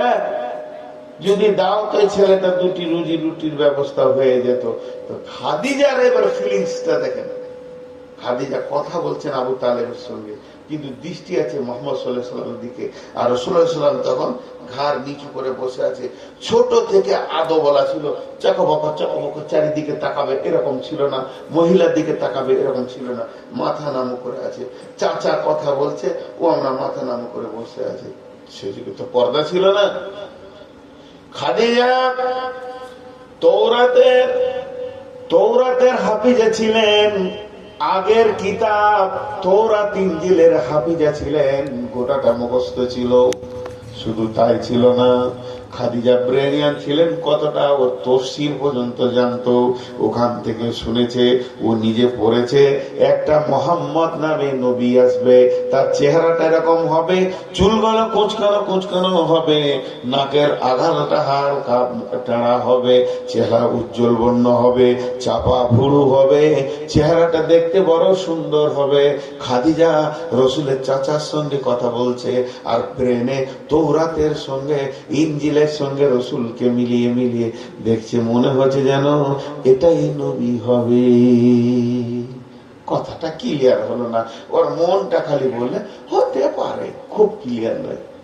খাদিজা কথা দিলেন, হ্যাঁ দিব, ওকে কাজ দিব, কাল সকালে পাঠিয়ে দেন, ও কাজ করবে। বিশ্বনবী সকালে গেলেন, কাজের নিয়তে বেরিয়ে গেলেন। খাদিজা বড় একটা কাপড়ের বট গাঁটকে তৈরি করে সুন্দর করে বেঁধে বললেন, মুহাম্মদ যাও, তুমি বাণিজ্যে বেরিয়ে যাও, এগুলো ব্যবসা করে নিয়ে এসো, তারপরে যেটা লাভ হবে তোমার আর আমার। এইবার আল্লাহর নবী যখনই বেরিয়ে যাবেন, মাইসারা বলে একটা যুবককে ডাকলেন খাদিজা, যে বললেন, মুহাম্মদ এই মাল তোমাকে বহন করতে হবে না, এই মালকে বহন করার জন্য আমি তোমাকে একটা গোলাম দিচ্ছি, গোলামটার সঙ্গে নিয়ে যাও। গোলামটার সঙ্গে নিলেন মাইসারাকে। এবার চলে গেলেন ঘুরতে ঘুরতে ঘুরতে ঘুরতে নবীজি শামে পৌঁছে গেলেন। শামে পৌঁছানোর পর মাইসারাকে বলছে, মাইসারা আমি ক্লান্ত হয়ে গেছি, এবার আর হাঁটতে পারছি না, কাপড়টা এখানে নামাও, তুমি কাপড়ের পাশে বসে থাকো, আর আমি একটু রেস্ট করে নি। নবীজি একটু বলছে, আর একটু ঘুমিয়ে নি, এক 2 মিনিট তুমি এখানে বসো, কাপড়টা দেখো। এদিকে খাদিজার ভিতরে জোয়ার ভাটা শুরু হয়েছে। পাঠানো ঠিক হলো না, ওর তো অনেক দুশ্মন হবে, ওকে তো মার্ডার করার লেগে লোক ধরে বেড়াবে, ওর তো অনেক দুশ্মন হবে, পাঠানো ঠিক হলো না, পাঠানো ঠিক হলো না। ইয়ার দিল বেচেন, কখন ঘুরে আসবে, কখন নিরাপত্তায় পৌঁছাবে। আর মাইসারা বসে বসে কাপড় জুগাইছে। বিশ্বনবীর চোখ লেগে গেছে, শুয়ে গেছে। একটা দল পেরিয়ে গেছে ওইদিকে, জি খ্রিস্টানদের দল, খ্রিস্টানদের দল ওদিকে পেরিয়ে গেছে। আর ওদের যেটা পোপ, পোপ মানে হচ্ছে পাদ্রী, আরবিতে বলে হিব্রু, মানে আমাদের যেমন আলিম, ওদের ওইরকম বড় আলিম একটা খ্রিস্টানদের পেরিয়ে গেছে। আর ওর পেছনে গাদা শিষ্য যেছে, যেতে যেতে যেতে যেতে থমকে দাঁড়িয়ে গেল রসুলকে দেখে, এমনকি দাঁড়িয়ে গেল।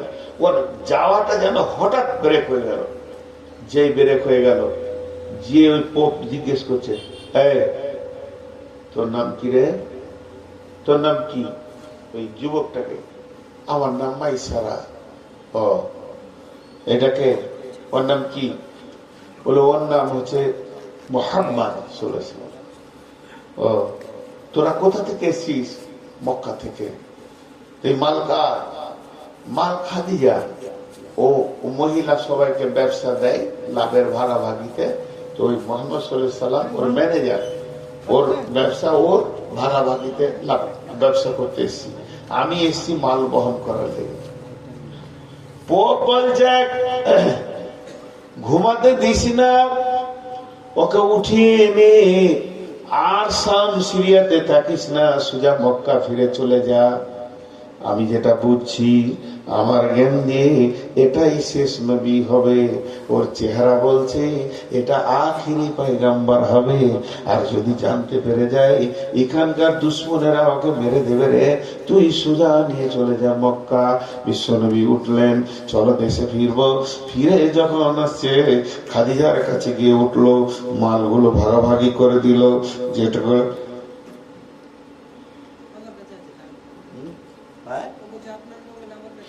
ঠিক আছে,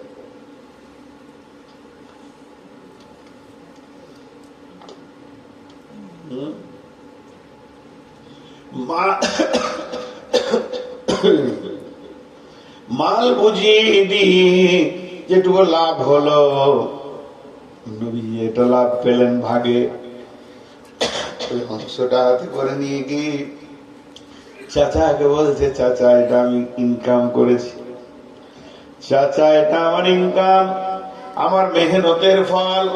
চাচা আপনি আপনার হাতে দিচ্ছি, আমার আব্বা তো নাই, আপনি আমার আব্বা, আপনি আমার মা, অতএব আমার ইনকামটা আপনার হাতে দিলাম। বিশ্বনবীর ইনকামটা পেয়ে আবু তালেব খুশিতে যেন কেঁদে ফেলছে, খুশিতে চোখের পানি। আমার ভাতিজা ইনকাম করতে শিখেছে, আমার ভাতিজা ইনকাম করতে শিখেছে, ভাতিজা আমার টাকা বানাতে শিখেছে, ভাতিজা আমার ইনকামের যোগ্য হয়ে গেছে। এবার পাড়াওয়ালা গাঁওয়ালাকে বলছে একটা বউ খুঁজে দে। ভাতিজা আমার ইনকাম করে একটা বউ খুঁজে দে, বিয়ে দিয়ে দিব, সংসার বানিয়ে দিব, আমি এবার বেঁচে যাব, বউ খুঁজে দে। লোক বলছে ঠিক আছে খুঁজে দেব। এরই মধ্যে খাদিজা ওইদিকে মাইসারাকে নিয়ে বাড়িতে বসে বলছে, বল একটা মানুষের চরিত্র সফরে বোঝা যায় লোকটা কেমন। মাইসারা বলছেন, মালিকিন এত সুন্দর চরিত্রের লোক জীবনে দেখিনি, কি ভদ্র, কি মিষ্টি কথা, কথার মধ্যে কি গাঁথুনি, কি ভদ্র। মালিকিন 2 নম্বর ওই লোকটাকে আমি একটা খেয়াল করেছি, যত মরুভূমিতে আমি হেঁটেছি চারিদিকে গাছপালা নাই, কিন্তু এত প্রখর রোদের ভিতরেও আল্লাহর কি মহিমা, যেন একটা মেঘের ছায়া আমাদের সঙ্গে থেকেছে, এটা আমি দেখেছি। নিশ্চয় লোকটাকে আল্লাহ ভালোবাসে। মালিকিন 3 নম্বর খবরটা লাও, ওকে নিয়ে আমি সামদেশে এক জায়গায় আরাম করছিলাম, উনি শুয়েছিলেন, আমি কাপড়গুলো নিয়ে বসেছিলাম, আর একটা খ্রিস্টানদের পোপ বলল, নিয়ে চলে যা মক্কাতে, এই ছেলেটা নবী হবে। তখন খাদিজার যেটা ডাউট ছিল ওটা পূর্ণ হয়ে গেল, যে এটাই নবী। খাদিজা একবার ভাবছে, যুবক তো তরুণ যুবক, বয়স তো 24, বয়স তো 25, আর আমি হলাম 40 বছরের বুড়ি, আমাকে বিয়ে করবে কি না? বিয়ের মানসিকতা তৈরি হলো। একবার মনে মনে করে প্রস্তাব দিই, একবার করে আবার পেছিয়ে আসে, না প্রস্তাব দিব না, না একবার প্রস্তাব দিই। এত দামি মানুষের পায়ের নিচে যদি জীবনটা কাটাতে পারি, আমি খাদিজাও ধন্য হয়ে যাব। খাদিজা প্রস্তাব দিলেন, নাফিসা বলে একটা মেয়েকে দিয়ে, যাও রসুলের চাচার কাছে যাও, মোহাম্মদের চাচাকে বলে এসো আমি খাদিজা রাজি আছি, মোহাম্মদ রাজি আছে কিনা। বিশ্ব নবীকে যখন এই প্রস্তাব পৌঁছালো, আল্লাহর নবীকে ডাকছে ওর চাচা, বেটা মোহাম্মদ রে, বেটা আয় বাবা আয়, আয় বস। বসালেন, বসানোর পর বলছে, বেটা খাদিজার তরফ থেকে তোকের বিয়ের প্রস্তাব এসেছে। বিশ্বনবী হ্যাঁ বললেন না, বিশ্বনবী নাও বললেন না, বিশ্বনবী হ্যাঁ বললেন না, না বললেন না, বরং মাথাটা হালকা নামিয়ে একটু মুচকে হাসলেন। এটাই দেখে আবু তালেব বুঝে দিলেন বেটা আমার রাজি আছে। তখনই আবু তালেব বলে দিলেন, নাফিসা রে, খাদিজাকে রেডি হতে বলো। একটা দিন ধার্য করে আবু তালেব নিজে খুতবা পড়ে বিয়ে পড়িয়ে দিলে। এখনকার বাপ মাদের একটা ডিউটি শেষ হয়ে গেছে, বউ খোঁজা ডিউটিটা শেষ, ছেলেরাই খুঁজে গেছে। বুঝলি ভাই, খুব দামি দিন চলে এসছে, আর লজ্জা করার কিছু নেই। বিয়ের আগে চলাফেরা, উঠা বসা, ফোন করা, গল্প করা, হাট বাজার ঘোরা, মেলাতে ঘোরা বিয়ের আগে শুরু হয়ে গেছে। খালি যদি একবার শুনতে পাই যে ওর সঙ্গে আমার বিয়ে হবে। জি ভাই, সেই যুগটা কেমন ছিল! এত ট্যালেন্টেড মানুষ, পৃথিবীর অদ্বিতীয় মানুষ, সে এত লজ্জা, তা বলল বিয়ে হয়ে গেল। এতদিন ছিল ম্যানেজার, এতদিন ছিল বাড়ির কাজের ম্যানেজার, এবার নবী মুহাম্মদ সাল্লাল্লাহু আলাইহি ওয়াসাল্লাম হয়ে গেল বাড়ির লোক। খাদিজা সহিলেদেরকে বললেন, ঘর সাজাও, ঘরকে তৈরি করো, আমার সঙ্গে আমার নব স্বামীর আলাপ পরিচয় হবে, যেটাকে বাসর ঘর বলে, তোমরা সাজাও। বান্ধবীরা সাজালেন, বিশ্ব নবীকে ডাকা হলো। বিশ্ব নবী বাসর ঘরে বসে আছেন, আম্মা জান খাদিজা প্রথম স্বামীর সঙ্গে আলাপে যাচ্ছেন। এর আগে খাদিজার একটা স্বামী মারা গেছে, একজন তালাক দিয়েছে, খাদিজার 3য় নম্বর করেছে নবী মুহাম্মদ সাল্লাল্লাহু আলাইহি ওয়াসাল্লাম। কিন্তু নবীর জীবনে প্রথম মহিলা আম্মা জান খাদিজা। এবার খাদিজা যখন গিয়ে দেখছেন নবীর মুখ যেন ভারাক্রান্ত হয়ে রয়েছে, এমনিতেই মেয়ে ছেলেরা একটু বেশি কথা বলে।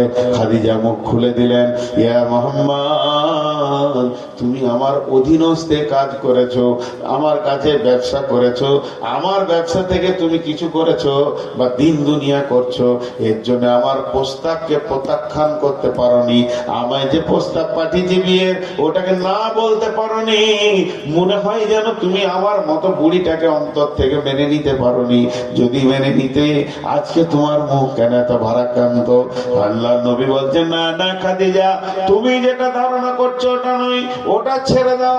আমার ধারণা ওটা নয়। আমি বলছি কেন মুখটা আমার ভারাক্রান্ত। এক নম্বরে, আজকে আমার বিয়ে হয়েছে, আজকে আমার মা নাই। মা যদি থাকতো কত খুশি হতো। আজকে আমার আব্বা নাই, আমার মা নাই, আব্বা নাই। চাচা বিয়ে দিয়েছে। শুধু তাই নয়, আমি ছাগল চড়িয়ে ব্যবসা করে টাকা করেছি। আমি যখন আপনার অধীনস্থে কাজ করেছি, অনেক বড় বড় রাজপুত্ররা বিয়ে করতে চেয়েছে, এ খবর আমার কাছে আছে। তারা শত শত ভরি সোনা আমার তোমাকে দিত, চাঁদি তোমাকে দিয়ে সাজিয়ে নিয়ে যেত। আমি একটা এমন গরিব এতিম হতভাগা যে তোমাকে আমি অলংকার দিতে পারিনি। এই লজ্জায় আমার মাথা যেন নাম হয়ে রয়েছে। আম্মা জান খাদিজা বললেন, ও নবী মুহাম্মদ, তখনও নবী হয়নি। আমি বলছি, ও মুহাম্মদ স্বামী আমার, এটাই যদি আপনার সত্য কথা হয়ে থাকে, তাহলে আমার কথা শুনতে হবে। বলে তো বলছে, আমার কথা হলো, আমি একটা রাজ ফ্যামিলির মেয়ে, আমার মালের অভাব নাই।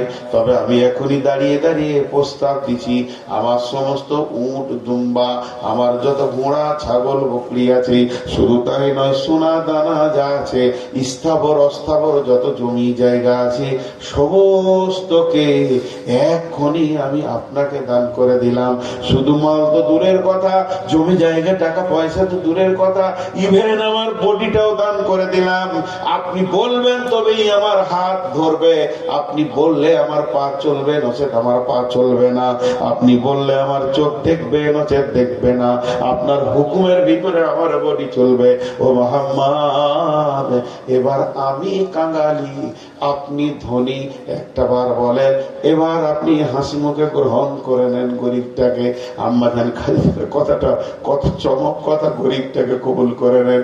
বিশ্বনবী বললেন, খাদিজা রে, প্রথমবারের প্রস্তাব, আমি একটু ব্রেক করছি তোমাকে, তুমি দ্বিতীয়বার চিন্তা করো, মালগুলো তুমি আমাকে দিও না, তুমি তোমার অধীনস্থে রেখে নাও।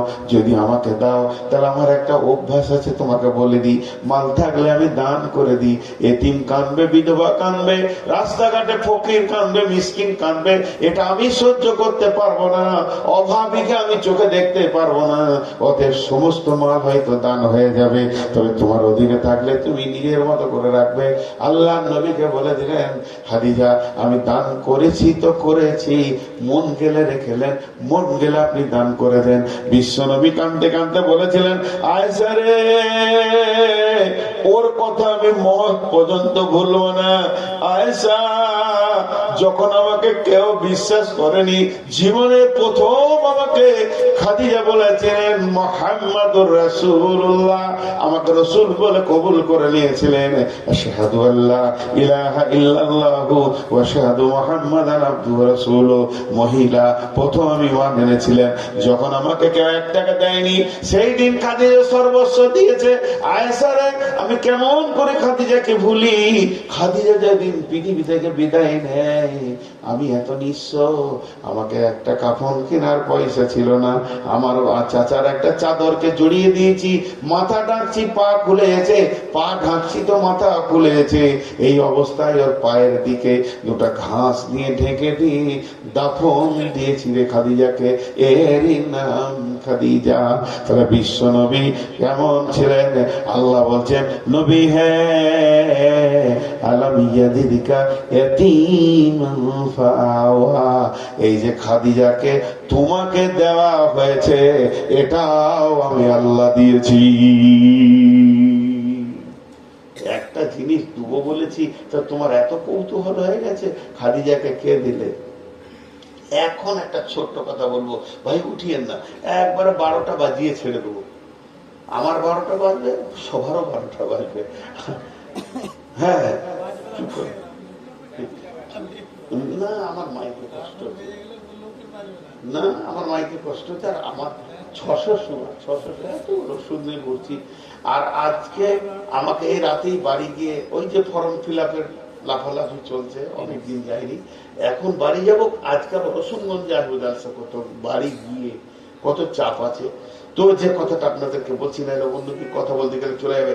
মা বোনেরা ধ্যান দিয়ে শুনেন, স্বামীকে কিভাবে দেখতে হয় খাদিজার কাছে জ্ঞান নেন। এখন আপনাদের কারো ছেলে বিয়ে হয়নি, আমাকে বলছেন একটা মেয়ে দেখে দেন। ছেলের বয়স কত? 25।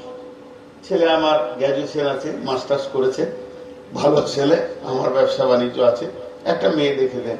আমি যদি বলি যে হ্যাঁ একটা মেয়ে আছে বর্তমানে খুব সুশ্রী, দেখতে অতি সুন্দর, দেখলেই আমার পছন্দ হয়ে যাবে আপনার, কিন্তু মেয়ের বয়স 40, বিয়ে দিবেন?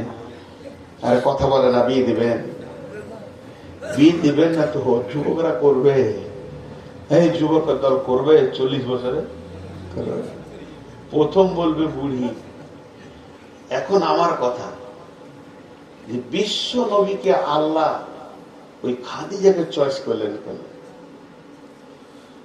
আজকের বক্তব্য চরিত্র, উদীয়মান তরুণ যুবক, বিশ্বনবী 40 বছরের যুবক মানে ধরলেন প্রেম ময়দানে দ্রুতগামী ঘোড়ার মতো ওনার রক্ত। সেই অবস্থায় বিশ্ব নবীকে খাদিজাকে দেয়া হলো কেন? শুনলেন কারণ হলো, 1 নম্বর হলো খাদিজা সেই জামানার বিশ্ব সুন্দরী ছিলেন, বাহ্যিক দৃষ্টিতে অত সুন্দর মহিলা কেউ ছিল না। 2 নম্বরে তিনি পণ্ডিত ছিলেন, তৌরাত জবুর ইনজিলের বিখ্যাত মুফাসসির পণ্ডিত ছিলেন। 3 নম্বর মালি ক্ষমতা ছিল, রাজ ফ্যামিলির মেয়ে, ওকে দেখে কাপের মুশরিকরা খানিক ভয় খেত। বিশ্ব নবীকে এই জন্যই আল্লাহ তাবারাক ওয়া তাআলা চয়েস করলেন খাদিজাকে। 3 দিকে কাজে লাগবে। একদিকে আমার নবীর যৌন চেতনাকে তিনি মিটাবেন, যৌন চাহিদা মিটাবেন, অতি সুশ্রী মেয়ে। 2 নম্বরে মালিক ক্ষমতার কাজে লাগবে, দিনের কাজে লাগবে। 3 নম্বরে হলো বিচক্ষণ মেয়ের, এই যে ব্রেনের হাদিস কোরআনের তফসির রয়েছে, হাদিস কোরআন বলছি, তৌরাত ইনজিলের তফসির রয়েছে, এগুলো চায় সে রাসূলকে সাহায্য করবে। বিশ্বনবী যেদিন মার খেতেন, রক্তাক্ত অবস্থায় ক্লান্ত হয়ে কারো কাছে মার খেয়েছেন, কেউ জুতো মেরেছে, কেউ বেজ্জতি করেছে, কেউ উটের ভুঁড়ি চাপিয়ে দিয়েছে, কলার ধরে টান মেরেছে। ভারাক্রান্ত নবী মুসলিম বাড়ি ঢুকতেন, খাদিজা চেহারায় বুঝে নিত আজকে নবীজি কষ্ট পেয়েছেন। পাশে গিয়ে বলতে, ইয়া রাসূলুল্লাহ, ইয়া হাবিবাল্লাহ, আপনাকে চিনতে পারেনি, আপনি ক্ষমা করে দেন। আপনি ভারাক্রান্ত হবেন না, নিচু হবেন না, নিশ্চয়ই আল্লাহ আপনাকে আখিরি পয়গম্বর বানিয়েছে, একদিন আপনি উঁচু সে করে পৌঁছে যাবেন। যেদিন বিশ্বনবী 10 জনকে কালেমা পড়াতেন, ইসলামের অন্তর্ভুক্ত করতেন, সেদিনও খাদিজা আনন্দের মধ্যে দিয়ে দিন কাটিয়ে রসুলকে বুঝিয়ে দিতেন আপনাকে আল্লাহ কত সম্মান দিয়েছেন। তার মানে নেগেটিভ পজিটিভে উভয়ই খাদিজা পজিটিভ দেখাতেন রসুলকে, আবার রসুলকে ভালোবাসতেন। এইটা, এই জ্ঞানটা একমাত্র খাদিজার ছিল। একদিকে সুন্দরী, একদিকে ছিল তার জ্ঞান, আর একদিকে ছিল সে মাল্লা। একটা কথা জিজ্ঞেস করি, মোটর সাইকেল দেখেছেন? 3 জনা দেখেছে, বাকি কেউ? মোটর সাইকেল দেখেছেন? যা, একবার হ্যাঁ বলেন, আমি আওয়াজটা শুনতে চাইছি। তো মোটর সাইকেল রোডে চলতে দেখেছেন? এরকম করে চালাতে দেখেছেন? প্রতিদিন যদি দেখেন ওর দোয়া কি আছে? ওটা বাংলা দোয়া, আরবি দোয়া নেই। আল্লাহ ডাম্পারে চাকে ফেলে দাও, মানে পিষে যাক, মরে যাক, ওগুলো মরলে রোড খালি হবে, পরিষ্কার হবে, এরকম চালাবে। আপনাদেরকে জিজ্ঞেস করছি, ঠিক উত্তর দিবেন। মোটর সাইকেলের হ্যান্ডেলটা যার হাতে, তার বয়স 25, আর পেছনে যেটা প্যাসেঞ্জার চেপেছে মহিলা, তার বয়স 19, হ্যান্ডেল ঠিক থাকবে? হ্যাঁ, ও যদি চালায় 80-তে, পেছন থেকে আই আর খানিক পাওয়ার দিবে, আরো তোলো, তাড়াতাড়ি যেতে হবে, হবে কি হয় না? আরে হিন্দি গান বলেন একটা, শুনি তাও। আছে না গান একটা, দোনো জওয়ানি কা মস্তি বেসুর, तेरा कसूर ना मेरा कसूर, ना तूने सिंगल देखा ना मैंने सिंगल देखा, एक्सीडेंट हो गया रब्बा रब्बा। तू जवान আমিও জওয়ান, মস্তিতে মেতে গেছি, না তুই সিগন্যাল দেখলি না আমিও খেয়াল করলাম না, অ্যাক্সিডেন্ট হয়ে গেল, ভেজাল লেগে গেল। তাহলে দুজনে যদি জওয়ান হয়, গাড়ি বেকন্ট্রোল হয়ে যাবি। এবার বলেন, মোটরসাইকেলের হ্যান্ডেল যার হাতে, তার বয়স 24-25, পেছনে বসে আছে বড় বাবু কিংবা খালামা কিংবা ফুফু বসে আছে, তার বয়স হলো 40। একটু আগে বললি বলবে থামা, আসতেছ, বলবে না? মার্কেটের লোকে আসতেছ, একে কাবু করবে। আল্লাহ তাবারাক ওয়া তাআলা দেখলেন আমার নবী উদীয়মান জওয়ান, আমার নবী স্পিরিট বেড়ে যেতে পারে, কোন ক্ষেত্রে বেসামাল কথা বলে দিতে পারে। পেছনে প্যাসেঞ্জারটা যদি 40 বছরে না দিই, ওকে কন্ট্রোল করার মতো কেউ থাকবে না। যদি 27 বছরে, যদি 12 বছরে একটা যুবতী দিয়ে দিই, বেকন্ট্রোল চলবে আমার রসুল। এর জন্য খাদিজাকে দিয়ে দিলেন। একদিকে রসুলের চরিত্রকে তিনি ঢেকে রেখেছিলেন, তিনার যৌন ক্ষুধাকে মিটিয়ে, যৌন চাহিদাকে মিটিয়েছিলেন একদিকে জ্ঞানের ভান্ডার দিয়ে রসুলকে সাহায্য করেছিলেন, আর একদিকে মালি সাহায্য করেছিলেন। খাদিজা একবার যদি বলতো কে রে, আয় তোকে দেখে নিব, কাফেররা অন্তত ভয় খেয়ে যেত। এর জন্য আল্লাহ তাবারাক ওয়া তাআলা রসুলের চরিত্র গঠন করার জন্য সুন্দর করে আম্মা জান খাদিজাকে দিলেন। এবার চলেন একটু আগে বাড়ি। রসুলের বয়স যখন 45 বছর, আম্মা জান আয়েশার জন্ম হয়।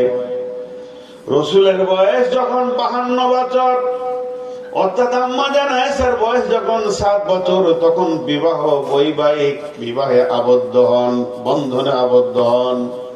রসুলের বয়স যখন আপনার কিনা 54 বছর, আম্মা জান আয়েশার বয়স তখন 9 বছর, সেদিন তেনাদের বাসর ঘর হয়। রসুলের বয়স যখন 63 বছর, আম্মা জান আয়েশার বয়স তখন মাত্র 18। এখনো 18 বছরের মেয়ে পাওয়া যাবে যার বিয়ে হয়নি। বিশ্ব নবী চিরদিনের মতো চলে গেলেন, আর আল্লাহ আয়াত নাযিল করে দিলেন, নবীদের বিবিরা কিয়ামত পর্যন্ত মুসলমানের মা আর মায়ের সাথে সন্তানের বিয়ে হবে না। কোন সাহাবী বলে ফেলেছিলেন রসুলের সামনে, ইয়া রাসূলুল্লাহ, আপনি মরে গেলে আম্মা জান আয়েশাকে বিয়ে করব।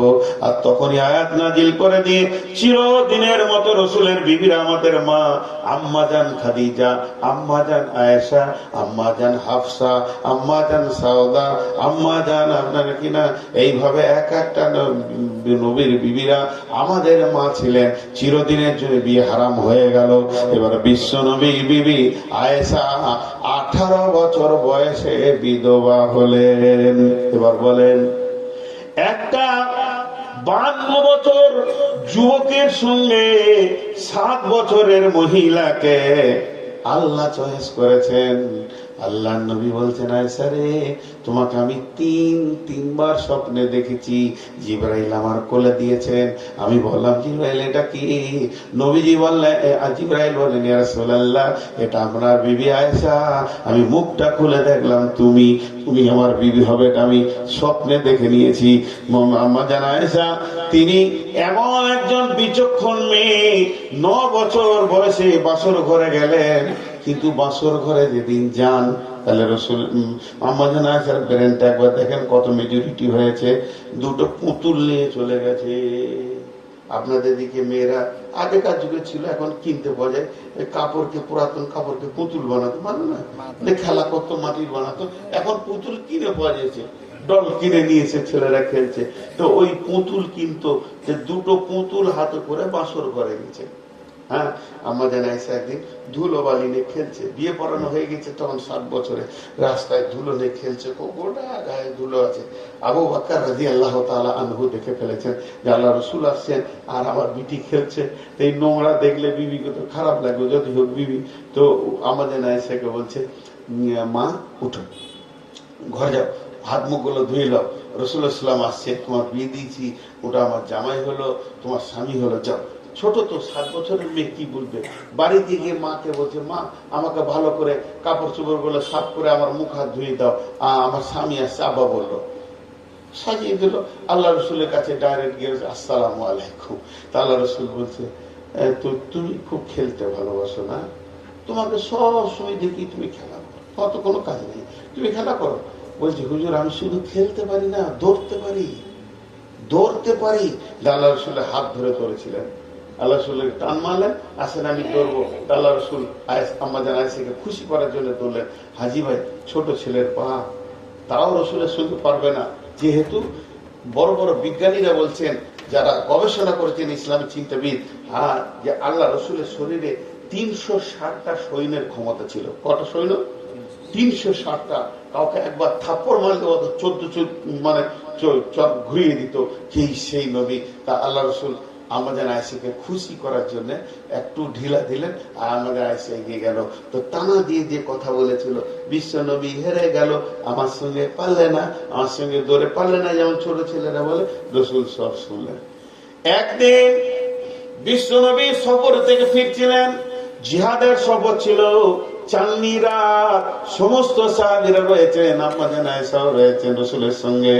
আম্মাজান আয়েশা রাসূলুল্লাহ সাল্লাল্লাহু আলাইহি ওয়াসাল্লাম বলেন, ও সাহাবীরা তোমরা আগিয়ে যাও, তোমাদের মায়ের সঙ্গে আমার একটু প্রয়োজন আছে। সাহাবীরা সব আগিয়ে গেলেন। আল্লাহ রসুল বললেন, রে আয়েশা, একদিন তুমি আমার হাতটা ধরে আবদার করেছিলে, আমি তোমার সঙ্গে ধরেছিলাম, আজকে আমি আবদার করছি, তুমি আমার সঙ্গে ধরো। তখন 18 বছরে 17-18 বছরে হেমসেম হয়ে গেছে, মা আমাদের পরিপূর্ণ শরীরে হয়ে গেছে। তো এবার দৌড় কি করে, দৌড়তে দিয়ে আল্লাহ রসুল আগে বেড়েছে। আল্লাহ রসুল সেই দিন কিন্তু আর মৌকা দেয়নি, দৌড়ে আগে চলে গেছে। এবার আল্লাহ রসুল তো বলবে তুমি হেরে গেলে, কারণ আল্লাহ রসুল একদিন শুনেছে, আজকে আমাদের এসে শুনতে হবে। যে আল্লাহ রসুল বলতে আছে তুমি হেরেছে, আম্মা জান এসে কত চালাক ছিলেন, বলছে ড্র হয়ে গেল, একদিন আমি জিতেছি, একদিন আপনি জিতেছি, কোনো কথা বলা যাবে না, ভেজাল হয়ে গেল। এই ছিলেন আম্মাজান আয়েশা। আম্মাজান আয়েশা কেমন ছিলেন? বাসর ঘরে পুতুল নিয়ে চলে গেছিলেন। আল্লাহ আম্মাজান আয়েশা কেমন ছিলেন? হযরত আলী কে হচ্ছে? আম্মাজান আয়েশা হযরত আলীর কে হচ্ছে? কথা বলে না, শাশুড়ি। তখন থেকে ভুল শুনছি। আম্মাজান আয়েশা রাসূলের বিবি, আর হযরত আলী ফাতেমার স্বামী, ফাতেমা হলো রসুলের বেটি, তাহলে শাশুড়ি হচ্ছে না।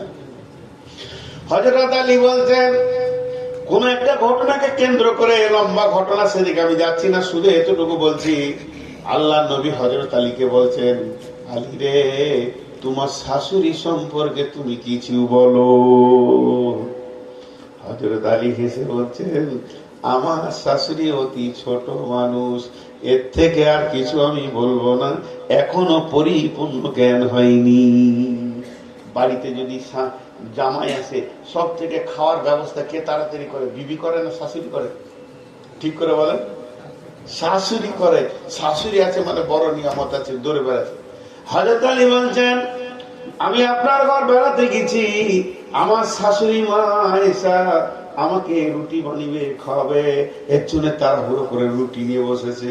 রুটি এমনি করে গুনছে, এমনি করে আটাটা টিপতে টিপতে হাঁটার ভিতরে হাত ভরে ঘুমিয়ে গেছে। ছোট মানুষ, ওদিকে বকরিতে আটা খেতে। তাহলে কেমন শাশুড়ি? একদিকে আমার শাশুড়ি আটা মানে গোঁদে আটাকে মাখায়, আর একদিকে ময়দা মাখায়, একদিকে বকরিতে খায়, এটা আমার শাশুড়ি। কিন্তু আপনাদের কাছে আমার প্রশ্ন, এই 9 বছরের 7 বছরের মেয়েটাকে 53 বছরের যুবকের সঙ্গে আল্লাহ কেন পছন্দ করলেন? বলেন, 53 বছরের যুবক আর 9 বছরের মেয়ে, এটা সাজমান হয়েছে? কেউ মেয়ের বিয়ে দিবে এরকম? আরে হ্যাঁ না বলেন, দেবে? কোন মেয়ে করবে? জি না। এখানেও লুকিয়ে আছে চরিত্র। কেন? ধ্যান দেন, যারা 50-55 ঊর্ধ্বে যাদের এখানে বসে আছেন, ছোটদেরকে বলছি না, ছোটরা বাদ, আপনারা এখন এক পাতা কোরআন শরীফ মুখস্থ করে দিতে পারবেন? দুটো কবিতা মুখস্থ করতে পারবেন? আপনারা পারবেন কি পারবেন না জানি না, আমি নিজে পারি না। এখন যদি একটা আয়াত মুখস্থ করতে যদি থাকছে না, সকালে করছি বিকেল, ওই জন্য কোরআন শরীফ কাছে নিয়ে নিয়ে দেখে দেখে দেখে দেখে এখন কথা বলছি, মনে থাকে না, সব ভুলে যায়। তাহলে আল্লাহ নবী, এবার এখানে আল্লাহ দেখলেন রসুলের একটা কচি বিবি চাই। ওই যে বাচ্চা ছেলেগুলো বসে রয়েছে, ওদেরকে মুখস্থ করিয়ে দেন, মত পর্যন্ত ভুলবে না। আলহামদুলিল্লাহ, আমি আব্বার পাশে শুয়ে শুয়ে মুখস্থ করেছিলাম। আব্বা বলতেন, আমি তোতা পাখির মতো বলতাম, আজও ভুলিনি। গভীর রাতে যদি ঘুমিয়ে থাকি আর উঠিয়ে দিয়ে যদি বলেন নূর মোহাম্মদ এবার আনন্দটা বল, ঘুমের ঘুরে বলে দিব, এতটুকু ভুল হবে না, চিন্তা হবে না। কেন? ওটা কাঁচা বেরেনে মুখস্থ করেছি। তাহলে কাঁচা বেরেনে সবকিছু মনে থাকে, বুড়া বেরেনে মনে থাকে না। থাকে? জোরে বলেন, থাকে? বন্ধুরা আমার, তাহলে রাসূলুল্লাহ সাল্লাল্লাহু আলাইহি ওয়াসাল্লাম যা কিছু করেছেন, পৃথিবীতে কেমন করে চলেছেন, কেমন করে হেঁটেছেন, কোন পাটা আগে ফেলেছেন, মসজিদে কোন পাটা বের হয়ে ফেলেছেন, পায়খানায় কোন পায়ে ঢুকেছেন, কোন পায়ে বের হয়েছেন, রসুল কোন হাতে খেয়েছেন, কোন হাতে খায়নি, নাকে ফোঁটা আসলে ডান হাত না বাঁ হাত ব্যবহার করবেন, থুতু ডান দিকে ফেলবেন না বাঁ দিকে ফেলবেন, সমস্তগুলো হাদিস লেখা আছে এক ধার থেকে। তাহলে রসুল যা করেছেন তাই হাদিস। রসুল যেমন করে বসেছেন, বসাটা আমার জন্য হাদিস। রসুল যেমন করে শুয়েছেন ওই রকম শোয়াটা হাদিস। রসুল যেমন করে খেয়েছেন ওই খাওয়াটা হাদিস। রসুল যেমন করে নামাজ পড়েছেন ওই নামাজটা হাদিস। তাহলে এগুলো দেখবে কে? দেখবে কে? দেখবে কে? এগুলো দেখবে সাহাবীরা দেখবে। রসুল কেমন করে হাত বেঁধেছেন, কেমন করে পায়দান করেছেন, কেমন করে রুকু করেছেন, সাজদা করেছেন, রসুল কেমন ভাবে ঘোড়াতে চেপেছেন, কে দেখবে? গাদা সাহাবী হাতে দুই চোখে দেখেছেন। রসুল কোন দোয়া করেছেন, রসুল কেমন করে হজ করেছেন, গাদা সাহাবী দেখেছেন, কেউ দেখতে বাকি নাই। রসুল কেমন করে খাচ্ছেন, বাম হাতে না ডান হাতে, কোন দিক থেকে শুরু করছেন থালার, কে দেখেছেন? কে দেখেছেন? সাহাবীরা দেখেছেন, সাহাবীরা দেখেছেন। মিটে গেল। কিন্তু এমন একটা জায়গা আছে, কচি কচি সাহাবীরা দেখেন, হোসেন হাসান দেখেছেন, বলে দেবেন না না এমনি এমনি করেছেন, এমনি করে খুতবা দিয়েছেন, বলে দিতে পারবে। কিন্তু একটিবার বলেন, এমন একটা জায়গা আছে রসুল সেখানে কিছু কাজ করবেন, পৃথিবীর কেউ যেতে পারবে না। সেটা কোন জায়গা? জানালার দরজা লাগিয়ে দিয়ে সমস্ত পর্দাগুলো টেনে দেবে। তারপরে রসুল কেমন করে স্ত্রী ব্যবহার করবে, পৃথিবীর কেউ দেখতে পারবে না। কারণ ওখানে আবু হুরায়রা যাবে না, আবু জাহল যাবে না, মুআয বিন জাবাল যাবে না, জাবের যাবে না, জুবায়ের যাবে না। ওখানে কোন সাহাবীর পারমিশন নাই। রসুলের বিবি বেটি, রসুলের বেটি জামাই কেউ যাবে না। তাহলে ওই বর্ণনাটা কে করবে? কাকে দিয়ে বর্ণনা করা যাবে? স্বামী স্ত্রী মিলন কেমন করে হবে, গোসল কেমন করে হবে, আল্লাহ রসুল কিভাবে মিলেছে, কিভাবে স্ত্রী ব্যবহার করেছে, এই গোপন খবরটা কে এনে দেবে? ওই বুড়ি মাথায় মনে থাকবে না, ওই বিবিদের মাথায় মনে থাকবে না। এর জন্য আল্লাহ রসুলের লেপের তলায়, কম্বলের তলায় একটা কচি মেয়েকে ভরে দিলেন, যাতে করে ওগুলো রেকর্ড করে বের করে নিয়ে চলে আসে। তার মানে হচ্ছে হাদিসের পাতাতে যত স্বামী স্ত্রীর সমস্যা আছে, এই সমাধানটা একমাত্র আম্মা জান আয়েশা করেছে, অন্য কোন রাবীর নাম নাই। আবু হুরায়রা এখন যেতে পায়নি, খবর পায়নি, যা করেছেন আম্মা জান আয়েশা করেছে। একটা ছোট্ট মতো বলছি, গভীর আর বলবো না। গভীর গুলো জিজ্ঞেস করবেন, আলেমদের কাছে শুনে নেবেন, ওগুলো জলসাই বলার নয়, ওগুলো আলাদা কথা। একটা ছোট্ট মতো বলছি। মদিনাতে মসজিদে বসে আলোচনা হচ্ছে, বিশ্বনবী দুনিয়া থেকে চলে গেছেন, উজু করার পর কি বিবির গালে চুমা দেয় যায় নাকি? না উজুটা ভেঙে যাবে? যাবে যাবে না? যাবে কি যাবে না? উজু করা থাকবে কি উজু ভেঙে যাবে? সাহাবীরা বললেন একমাত্র সমস্যার সমাধান দেবে আম্মা জান আয়েশা। আম্মা জান আয়েশা বেঁচে ছিলেন। যে জিজ্ঞাসা করা হলো আম্মা জান, বলে কে বাবা? বলে আমরা সাহাবীরা এসেছি কয়েকজন, চিন্তা করছি উজু করার পর বিবির গালে চুমা দেওয়া যাবে কিনা। আম্মা জান আয়েশা বললে কোনো অসুবিধা নাই। আমি দাঁড়িয়ে থাকতাম, আল্লাহ নবী বাড়িতে উজু করে যখন মসজিদে যেতেন কখনো কখনো আমার গালে চুমা দিয়ে চলে যেতেন, নামাজ পড়ে আসতেন। অতএব উজু করার পর বিবির গালে যদি কেউ আনন্দ করে চুমা দিয়ে দেয় এর জন্য উজু ভাঙবে না। কেন সমস্যা? এই তো টোটাল হলো রসুলের চরিত্রকে গঠন করেছেন। বিয়ে ছোট হচ্ছে না বড় হচ্ছে এটা বিষয় নেই, এক নম্বর হলো রসুলের চরিত্র। যে আল্লাহ বললেন দেখ তোকে এতগুলো বিবি দিলাম, এতগুলো সাহাবী দিলাম, তোর চাচাকে দিলাম, তুই তো গোমরা ছিলি, তোর বাপ চাচারা কিভাবে দুনিয়া করেছে দেখ, সেইখান থেকে বার করে তোকে আমি নবী করেছি। তোর মাল ছিল না, খাদিজার মাল, তোকে মালামাল করেছি, তো মাল লিসনি ঠিক আছে, তোকে সব কিছু করেছি। আর একটা জিনিস দেবো বলেছি, আর তোর ভিতরে কৌতূহল বেড়ে গেছে। হ্যাঁ, ওলা সাউফা ইউতিকা রাব্বুকা ফাতারজা, এই জিনিসটা কি দিয়েছে আজও পর্যন্ত হাদিস কোরআনে আসেনি, মানে আল্লাহ রাসূলকে দেওয়াই হয়নি। হাজি ভাই এই গায়ের লোক বলছে নূর মোহাম্মদ তোকে একটা জিনিস দেবো। আমি স্টেজ থেকে নামলাম, পেশাব করলাম, বাথরুম গেলাম, মুখ ধুলাম, উজু করলাম, চা খেলাম, গাড়িতে চাপলাম, গা থেকে বেরিয়ে বালু মোড় চলে গেলাম, মালদা ছেড়ে দিয়ে মুর্শিদাবাদ ঢুকে গেলাম, তখনও পর্যন্ত কিছু দিলে না আমাকে, এরপরে দিবে? আর ভরসা করা যায় কাকে? এরপরে দিবে? মাথা খারাপ, দিবে না। তাহলে আল্লাহ রাসূল দুনিয়া থেকে চলে গেলেন, কিছুই দিলেন না আল্লাহ, আস্তাগফিরুল্লাহ। তাহলে আল্লাহ ওয়াদা খেলাফ করছে? জি না। তো সিরে লিখছেন আল্লাহ তো বলেছেন অতি সত্তর দেব তুমি খুশি হবে। ওয়ালা সাওফা ইউতিকা রাব্বুকা ফাতারদা, নবী হে অতি সত্তর তোমাকে কিছু আমি দিব, তুমি খুশি হয়ে যাবে। এই কথাটা যদি আমরা শুনি, যদি ঈমান থাকে তো খুশিতে আনন্দ হয়ে যাবেন। ওটা এখন বাকি আছে। অতি সত্তর বলতে আল্লাহ কিয়ামতকে বুঝিয়েছেন, কিয়ামতের দিনে তোকে প্রাইজ দেব, তোকে খুশি করে দিব। তার মানে তোর উম্মতদেরকে আমি জান্নাতে ভরে দিব। নবী তুই খুশি হয়ে যাবি, এটা আমি এখন তোর কাছে ঋণী হয়ে আছি। একবার কিয়ামতের মাঠে চোখের পানিতে কাঁদবি, ইয়া রাব্বি উম্মতি তোকে খুশি করব, তোকে আমি হাসাবো, তোকে আমি আনন্দ দেব, কষ্ট দেব না রে। হে আমার নবী তোর উম্মত গুলোকে তোর সাথে জান্নাতে পাঠিয়ে দেব, ওদেরকে নিয়ে আনন্দ করবি। এর থেকে বড় প্রাইজ তোর জন্য হতে পারে না। কত বড় আল্লাহ মেহেরবান। যাই হোক ভাই, 12:10 বেজে গেল। আমি শুধুমাত্র আর 5টা মিনিট উঠবেন না, হাত ধরছি। বাপজি বাপজি বাপজি বসেন বসেন বসেন ভাই বসেন।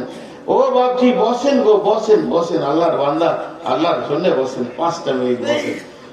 আহা বসছে না গো, আহা আমার নসিব রে, একটা ইট দে রে বাপ আমার মাথায় ঠকি। এ হতভাগার বান ঘন্টা দেড় পড়লে 2 ঘন্টা শুনে নিল, কিন্তু 2 মিনিট আর কথা শুনছে না। 5টা মিনিট আপনাদের কাছে ভিক্ষা চাইছি, টাকা চাই না। 5টা মিনিট 2 হাত দেখাচ্ছি বলে 10 মিনিট লয়, এই 5 মিনিট চাইছি। 5 মিনিট 5 মিনিট উঠবেন না। এই 5 মিনিটে মসজিদকে কে কত দিচ্ছেন দেন একবার। আল্লাহর হস্তে কে আছেন না? হবিবুর ভাই সব চুষে নিয়ে চলে গেছে, ও যাই নিয়েছে। আপনারা একবারে 5 মিনিটের ভিতরে কোন আল্লাহর গোলাম আছেন মসজিদের জন্য? 10,000 5,000 2,000 আর মোহাম্মদ নূহ আলম 50,000 টাকা দান করে ফোন পেতে দিয়ে দিয়েছেন। আর কে আছেন ভাই আমার? নূহ আলম দিয়েছেন 50,000, ইমরান 2,000। একসঙ্গে দোয়া করে দেবো। দেখেন আমি 5 মিনিট টাইম নিয়েছি, আমি যদি 6 মিনিট করি আপনারা আমাকে বলবেন 6 মিনিট করে। আফান 2,000, 6 মিনিট করবো না, আমি 5 মিনিটই দোয়া করবো। দেলোয়ার হোসেন 1,000। আর কেউ আছেন ভাই? যিনি টাকা দিবেন উনি উঠে আসবেন, কিন্তু চলে যেন না বাপ। হাত ধরছি, এই গরিবের কথাটা শোনেন, যিনি টাকা দেবেন উনি উঠে আসেন। জি আর কত হাতে ধরবো? এবার এনামুল 500, নিজাম 500, সাইফুদ্দিন ঠিকাদার 5,000। জি আর কেউ আছেন? আল্লাহর বান্দা রসুলের উম্মত চলে যান না, আল্লাহ মাফ করুক। এক জায়গায় বলছি জেন না জেন না জেন না, আর ও বিচার আমি বদ্ধ করি না আস্তাগফিরুল্লাহ, ও বিচারা তারা হলো করে সাইকেল চালাতে গিয়ে ডালে রাস্তায় করে নাক ফেটে গেছে, সোজা হাসপাতাল গিয়েছে, 12 দিন পর বাড়ি আসছে। 2 মিনিট সহ্য করলে না, 12 দিন পর বাড়ি এলো। হ্যাঁ, আইনুল হক 1000 টাকা দিয়েছেন, মাশাআল্লাহ। আর কে আছেন আল্লাহ রাস্তায়?